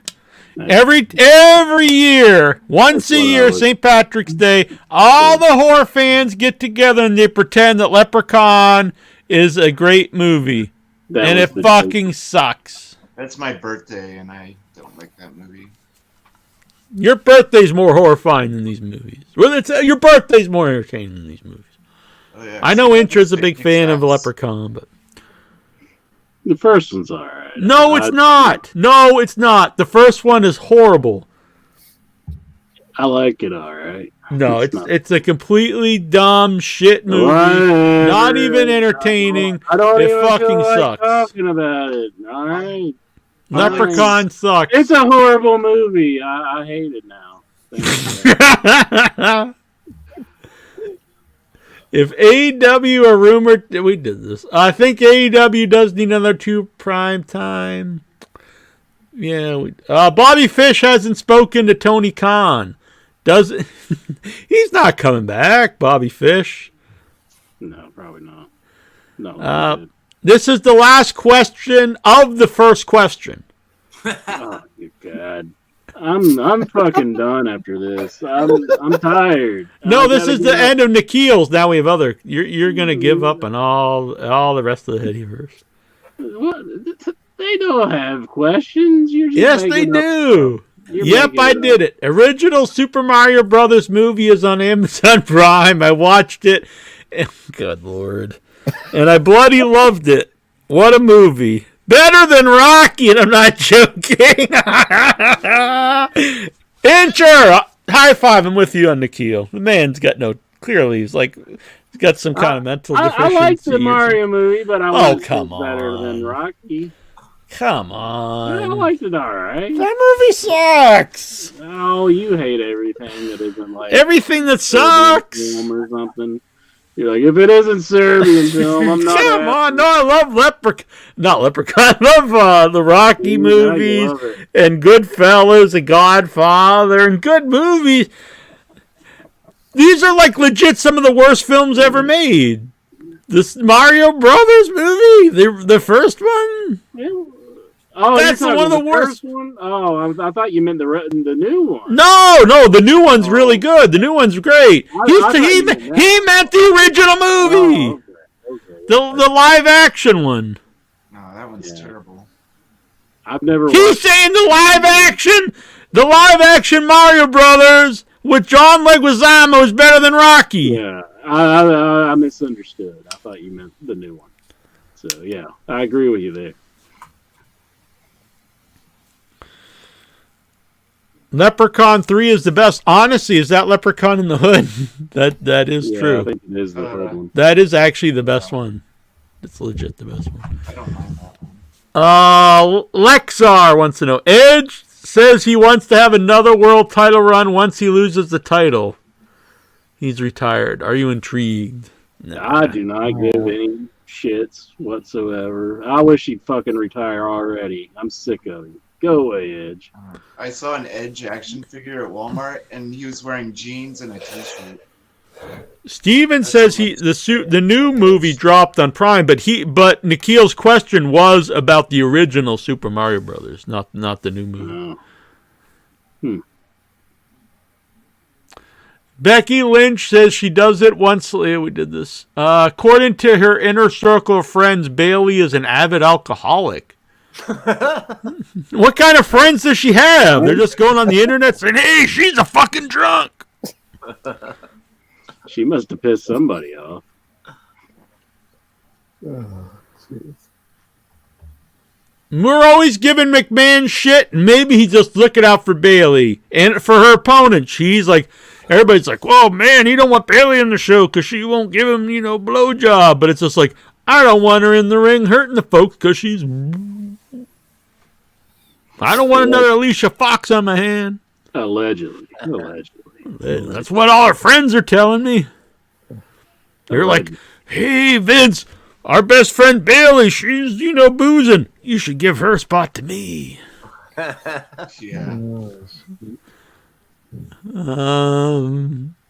Christian Lexaz wants to know Sherry Shepherd. Fuck, no one cares.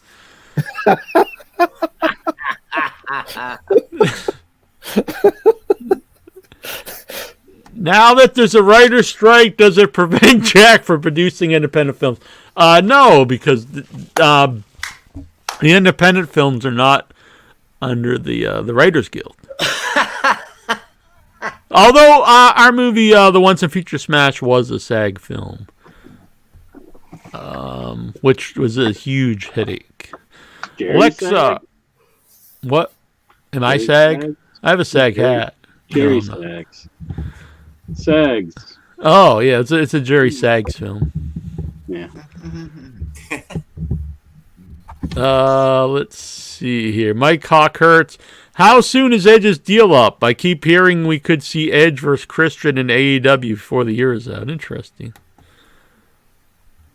I hope they don't hire Edge. I agree, but at the same time, like, you never know. Sometimes someone right now I don't really want to see it. If he would have went there before the comeback here, I probably would have won. I probably would have been like, yeah, I'd like to see that. You know what I mean? So maybe AEW can pep him up a little bit. I mean, it's possible. I'm just saying now I'm kind of like, I'm not that excited to see Edge anymore. I'm so if scared Edge will show up to AEW and then that succubus Beth Phoenix will come and suck all the charisma out of AEW as well. Yeah, He's not just done with Edge yet. She wants all of AEW. Make it into a completely. Maybe we could see Edge and the Glamazon versus Britt Baker and Adam Page or Michael Cole. Adam Cole. Don't want to see that one. Somebody. Lexar. Adams. Yeah. Lexar. Nikhil says he's never seen a Rocky movie, but did he ever watch the Rambo films? What? And Nikhil says I have. What, does he hate Rambo too? He didn't say, he just says I have, so I don't know. He probably hates the first one, but loves the second and third one. Well, Mike Hart says if AEW showing even the slightest interest in Goldberg, I'm sure Edge would be a large target for them.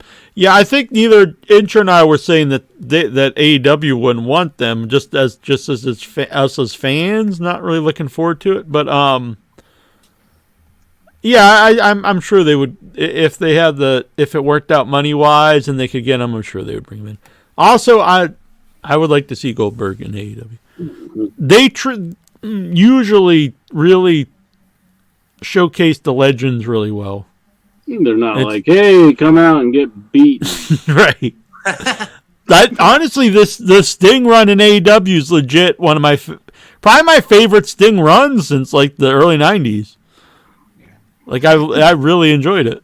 It's like typical legend thing for WWE is like the fans really love you and everything. You need to go out there and have Randy Orton RKO you. Yeah, I remember even when they brought in when Duggan had like that final run, and I'm not saying Duggan should be out there like winning titles, but he was just like he'd get squashed in like in a minute, and it was just sad. Like he'd come out, get a huge pop, and then just get squashed. Like no one wants to see this. For one thing, like it makes you sad. And also, it's like a Duggan match versus like an up-and-coming guy. Like, no one's going to be like, wow, that really, put this guy over. Now, if he just came out and he beat up, like they used to use him in WCW near the end. They'd have him in like kind of a little feud with Fidel Sierra on Saturday night, and it legit was fun. And it actually, from what I understand, got like good numbers. People tuned in. Like it wasn't NWO on Monday, but it was like, oh, this is fun. This is just this old school, the All-American guy beating the evil foreigner stuff. And you could have, you could have had that and open a match on Raw. Duggan comes out and he beats the masked Russian guy or whatever, and people would have fun and they chant USA, and then you'd go on to the next match. Which hurts more, your neck or your back? Neither, honestly. What is Lexar, an old man? Is he like a 75-year-old man or something? I guess so. Well, Lexar, I hope he's not. Is he all in pain? No. I guess, maybe. Too many lap dances. We always think he's getting the lap dances. Maybe he's giving them. He's always saying the greatest lap dance ever. Maybe he just meant like, man, I really got that guy off. Lexar, what's your favorite memories of going to a shopping mall and buying clothes? What the hell? Now he's like an old married woman? Buying clothes? Then going to an FYE and browsing the international and independent wrestling. Lexar, come on, man. I'll answer his question. I went and bought an Allison Chains T-shirt. And I like. Where was this? 1995? Yes, it was it's probably before then. It was probably like 93, maybe. Bought some overalls? No overalls. Do you ever wear overalls? Shut I have a up, pair. Ozzo. I don't want to hear your shit. I have a pair of overalls, actually. I'll admit, when I was wearing them for the movie, they are pretty comfortable. I just wore them the whole weekend. I'd wear them around and we rented a cabin and filmed the movie, and I just wore them because they were comfortable. You do the thing where you put your hands right here? Yeah, honestly, I'll be honest. I almost started wearing them around town when I got home, but I was like, I just can't do it. Yeah. You become that person. Yeah, I can't do it.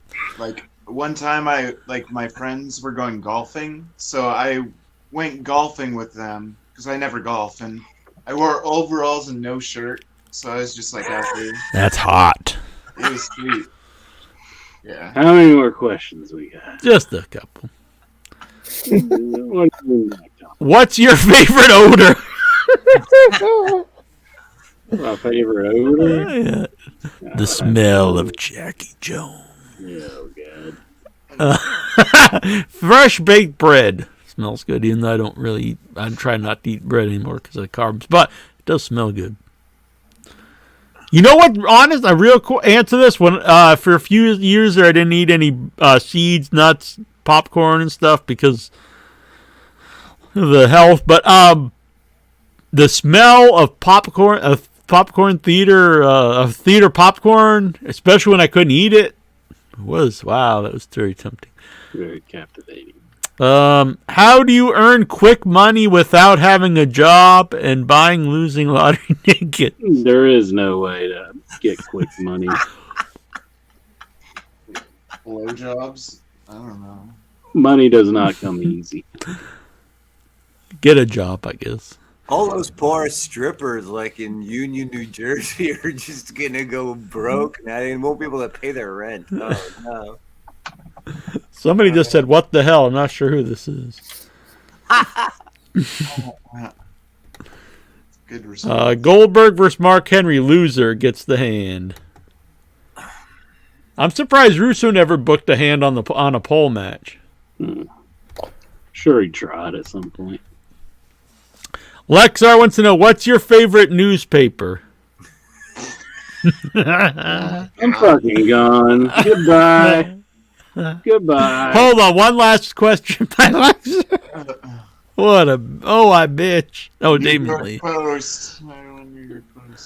Were you fortunate enough to get Taylor Swift tickets to see her concert this summer? No! How can Lexar be like a a tween girl, a middle-aged housewife, and like a 70-year-old man all at the same time. I thought his segues into alt-right and conspiracy were bad. Like he's trying to like mix the wrestling and all, get you to like say something wacky. But then these questions are the worst. Is he trolling? Is he trolling? This is probably the real Lexar, these questions. Right. I even skipped that one when it was started about like some like TV, like someone from The View getting Terry Shepard. I was like, I don't even want to ask this. Has she been on The View? I don't know. I really have no idea. The only View I've ever watched is the video clip with Norm Macdonald on it. Jonathan Jackson! I know all these questions read thus far have all been unrelated to wrestling. So to get things back on track, how big his cock? What? Pepe Potit says there was a women's extreme wrestling that had a dildo on a pole match. Is that really Pepe? He looks like Halloween. Yeah, he's a good man. A pole on a pole. This is wrestling. When AEW finally starts airing their Saturday show, would you be willingly increasing the amount of hours a week you watch wrestling or swapping one show for another? Interesting question. At first, I will be watching them both, and hopefully they keep my interest, and I'll enjoy both. But, if not, who knows? But I look forward to the new show. I always think live wrestling is much better. The tape shows never had the same feel. So if you have two from a product I like, live shows a week, I think I'll probably watch them. We'll see. Now that WWE is sold and Vinny Mustachio is firmly back in place, is there any hope that WWE will ever be better? No. I think new boom period. People will look back at this and they will call it the mustache era. The eyebrow era. Mikey B! Now, can you believe it? Incher went and shared bread with this man. He went and he had the big tater with this man. He had a 12-inch, potato. Quote unquote potato with Mike B. And he hangs up before we even get to his questions. Please share your favorite memories of Crusher Broomfield, the one-man gang, excluding the Akeem run. I'm a big fan of the one-man gang.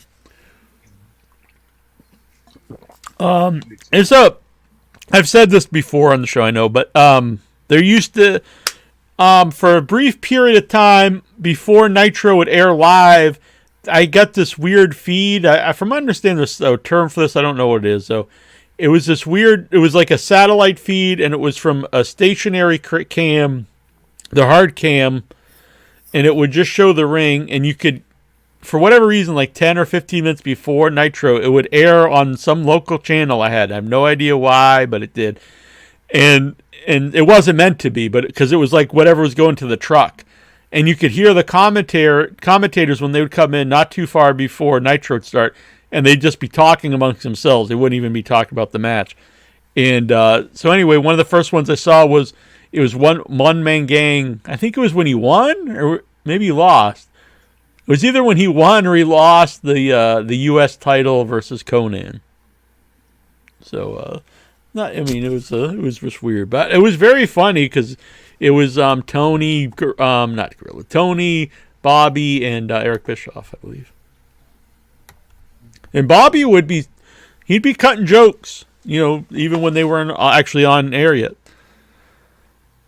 Mike Bessler, so also, is there a Taco John's moving into my area? Oh, there is a Taco John's moving into my area. What should I expect?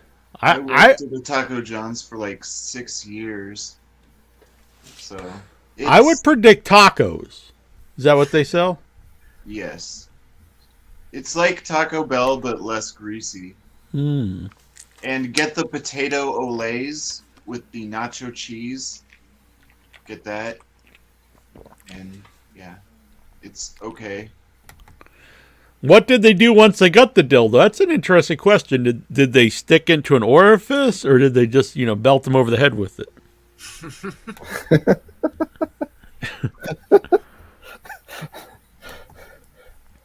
Mike Vic replied, "Thanks for asking this question. I was a big ICW fan back in the day." Yeah, they were outlaw promotion to Jarrett's. And I think WWE just made a deal. They bought the footage. I saw that. And that was some great stuff. I mean, like, they had a match one time where Pistol Pez Watley lost, and he had to wear a mop on his head for like months. It was just. Alex Baker was there. It's before my day, and it's actually a promotion I never saw besides clips like on YouTube. So stuff like that is fun for me if they would add it to the network. But the problem is, usually when they get this old stuff, they either add a couple episodes or they just don't add any of it. And probably what they'll do is cherry pick some of it and show it like on a Macho Man like special or something, which is unfortunate. I mean, that's good. That's good that that'll be there, but it'd be nicer if they actually showed the whole things. I would actually like to watch that. Or when they used to do those Rise and Fall DVDs there for a while, which I know they wouldn't put out a DVD, but they could do it as a documentary on the network. I used to love those. Some of those were great stuff, like the World Class Championship Wrestling one and the ECW one. Yeah, I'd buy them when they came out. Yeah, if they did an ICW one, they could do the documentary and then show like a bunch of highlight matches. That would be fun. I remember watching a clip. It was Ron, because they did which I guess they did this in other places, but I think it might have been the first time they did it. I think it was Ox Baker, Ron Garvin like stomped on Ox Baker's dentures, and then Ox Baker cut a promo saying like he loves steak and now he can only eat soup, and he's like, "I love steak, Ronnie Garvin," and so that was like the big feud, was he was going to get revenge for Ron Garvin smashing his dentures. Tony Oberstar, have you ever used cheap toilet paper? Did you accidentally give yourself a prostate exam? If so, I will say one-ply toilet paper is not good. You get that like in a public restroom or something. Boy, do the public restrooms suck up in Boston. The one in the bus station, not so bad, but in the train station, they actually took the doors off the stalls. I think because there's so many homeless people in there doing the cool kids meth or whatever. But who the hell wants to go into a stall and do number 2 with no door? No, it's not happening. Also, it used to not. Boston used to be pretty nice, but since the pandemic, it's gone downhill a lot. And what we call the T, which is the subway. A couple of them in different areas. You open to go down, down in the tunnel, and there's just, I know they're homeless, but just like laying around and just the stench of urine. It's a bad time. Dobbsdean Maya, who's better, Abel Tesfaye, formerly known as The Weeknd, or that no good piece of shit Bad Bunny?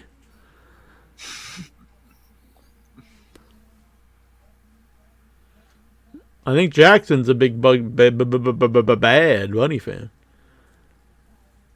Why does Jonathan Jackson insist on shaming me for enjoying The Weeknd's music? It's so sad that he's put me down like that. Borderline hurtful. I stay awake at night crying. It offends me that I'm subjected to such shaming.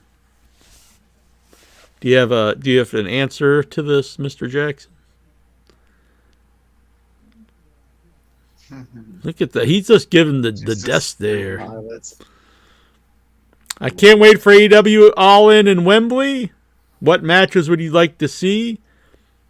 I've heard rumors about possibly Sting going for the title for last time. I like it. I like it. I agree. That'd be amazing. He could either retire as champ. I really imagine his last match, his retirement match for the title, and MJF beats him, that's like that is some of the greatest heel heat ever. MJF beating Sting in his retirement match. And what better heel to do it with than the man that's like personifies a heel. He plays a heel even out of the ring. Dobbs Dean Maya. He was a little before my time, but I've been watching a lot of Stan Hansen clips. I'm a big fan of Stan Hansen. And notice how deadly his clothesline looked. I believe that is hilarious. What are your memories of him, and what matches would you recommend? Big Hansen fan. I like his very physical and very believable. The guy that moved is always moving and just looks he has this dangerous feel about him, and I like that. I like his like Japanese stuff and that's probably his best runs. His Andre the Giant matches where he bumps for Andre really well. Yeah, and his tag, a lot of his tags with Bruiser Brody's good. There's a lot. I would say his best stuff's in Japan.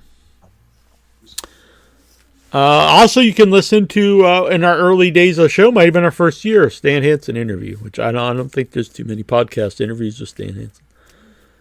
Dobbs Dean Maya, loving the show, wishing everyone peace, happiness, good health, and prosperity. Thank you, Dobbs. And we want to thank Sami Zayn for the peace that we are all experiencing. Vic Schiavone, who do you think the mystery partner of Owens and Sami Zayn will be when they take on Imperium on Raw next week? My money is on Seth Rollins. Interesting. See, Seth in his interview, and they're going to have part 2 next week, he was starting to trash Roman. So I could see him teaming up to help them. Interesting. So. I don't know. Maybe J.D. Cardigan or whatever this guy's name is. No, I don't know. I wonder if Seth will be back after doing the movie. Well, he's got to go to the Blood Money show, and it's that weekend. So. Oh, okay, yeah, so that's probably a likely one. Randy Orton, maybe, if he actually comes back. Seth Rollins, probably a good answer. Have you guys talked about how Seth Rollins and his homegirl, Becky Lynch? She's sort of the man, and he's sort of not a man. What if he's the bitch? Yeah, it's kind of what it's coming off as. Yeah. If you're married to, I never liked the name the man. I just think it's really lame. Do you like his gimmick? I don't even understand what. No, I don't get it either. He laughs like an idiot and he dresses like a moron. I don't really understand why this is supposed to be awesome, or what even is supposed to be. You should just go dark, man. Be like Tyler Black, like back in the day, and maybe even darker than whatever he's done in the past. Like be a real goth thing, or maybe he could join the Judgment Day. I think he'd be a good leader actually for the Judgment Day because he's a good talker. If you don't just go with Rhea as the leader, I mean he's a better talker than Priest and Finn Balor. It'd be a crazy tag team, actually. Those two. Yeah, it would be. AEW UK upper card match predictions: Mercedes Moné versus Jade Cargill. That would be cool. You haven't seen Jade for a while, have we? Hasn't she been Taya Valkyrie? Yeah, but I think since that's that feud, I don't think we've seen her. Any Jessica Havoc fans here? Right here, baby. From Impact. She may be on, we have to get it okayed by Impact, but she may be on Thursdays Without Your Head. We're doing an interview with the director and the cast of Thrust, and she is part of that cast. So she may be on Thursday if it's okayed by Impact. Vince McMahon once detailed his first homosexual experience during backstage WWE meeting.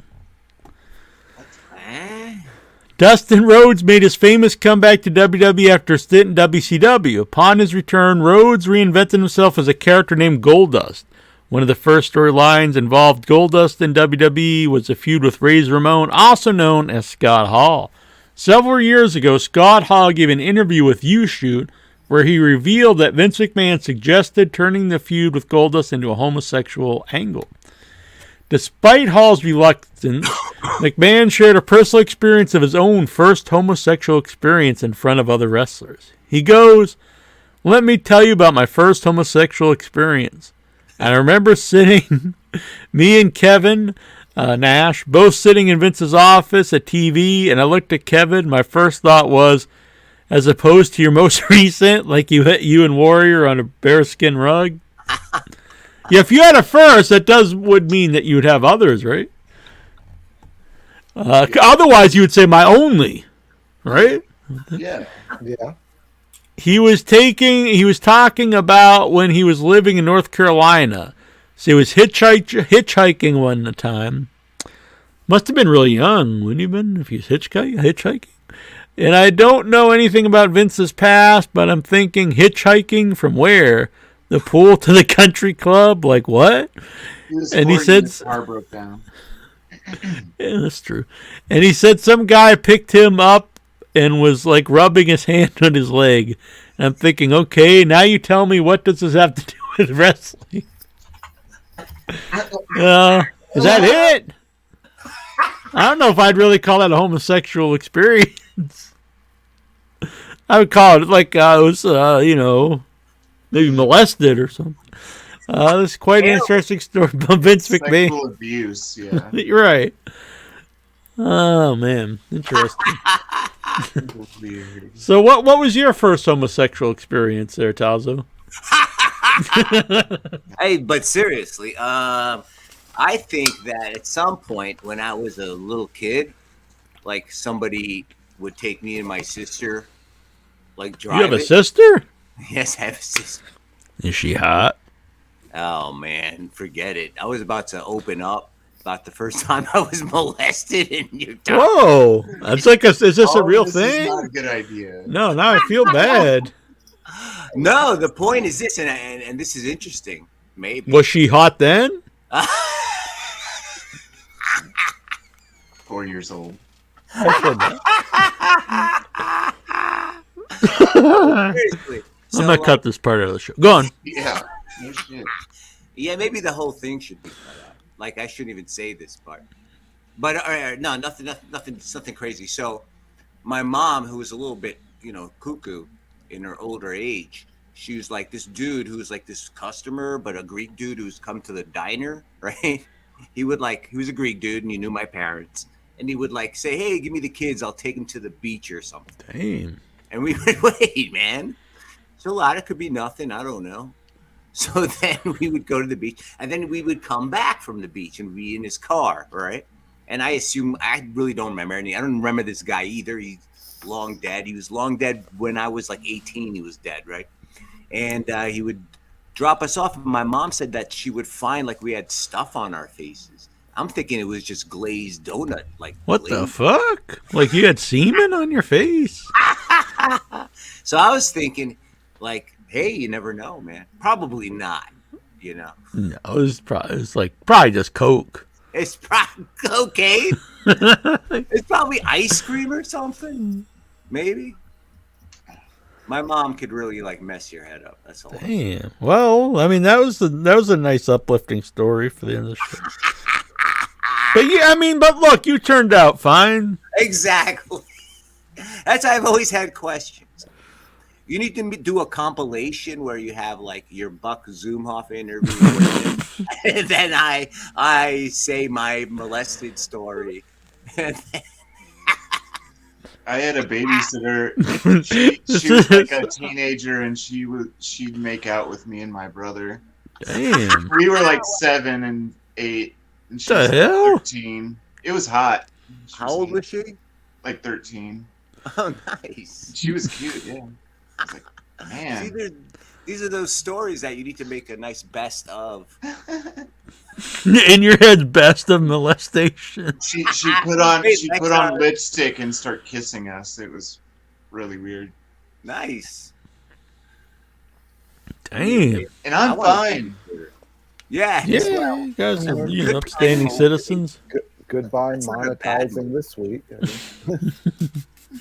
It's not like No, we're all against all of this. We're all saying it's bad behavior out there. it is. Of course. This is a special edition of In Your Head. It's like it's like that the what, Silver The more you Spoons know, or whatever. the But yeah, I would say it's more like the Red Table with Will Smith and his wife, Jada Pinkett Smith. That's what you need to do, Jack. it's like Different Strokes. When the buddy's going over in the bathtub with the guy and they're watching some kind of like Mickey Mouse porn or something. You mean when Dana Plato? No. There's a special 2-part episode of Different Strokes where it's a guy from like WKRP in Cincinnati or something, and he's like this like pervert who owns like a bike shop, and so the kid and they bring in the friend, so it's not like one of the main kids actually getting diddled, and it's a really whacked out episode. Like he really gets molested by the old man. But did Willis get on? No, they bring in the friend. So it's like they don't want one of the main people that's on the show every week to get molested because then like everybody's gonna look at them different. It's just the buddy, who's like a recurring character on the show. But the main guy, what was the name of the main character again? The little guy. I can't remember. I know it's like, what are you talking about, Willis? Right. Didn't he almost get molested by that guy?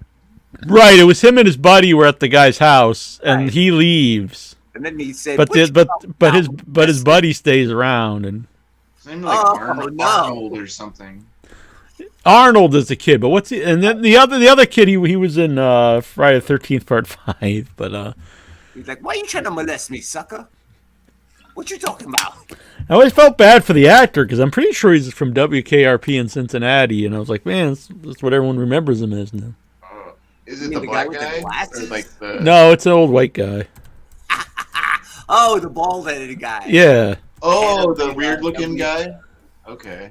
It's like, what you talking about, Willis? I'm not Weather gonna report I'm going to look this up. I'm sure it's going to come up if I do special edition Different Strokes.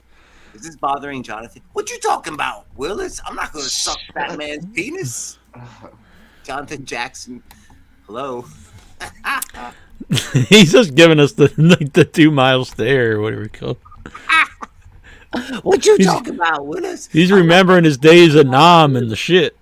Why would he let the guys? Why would he want to molest him to watch the TV show? It's the Bicycle Man. Awful. This is what we had to grow up with. Now kids get to watch SpongeBob or other. Exactly. Yeah. Oh, Dudley. Dudley's the friend. Oh, the other black kid. Yeah. By Shavar Ross was the actor. Hey, I wonder if that guy's still alive. Dudley. Yeah, he is. He does. I almost had him on Without Your Head. He does. Man, what if I had him on? I'm bringing him on to talk about Friday 13th Part 5, and we just start talking about this. Oh yeah. Mr. Horton. I'm gonna look him up after this show.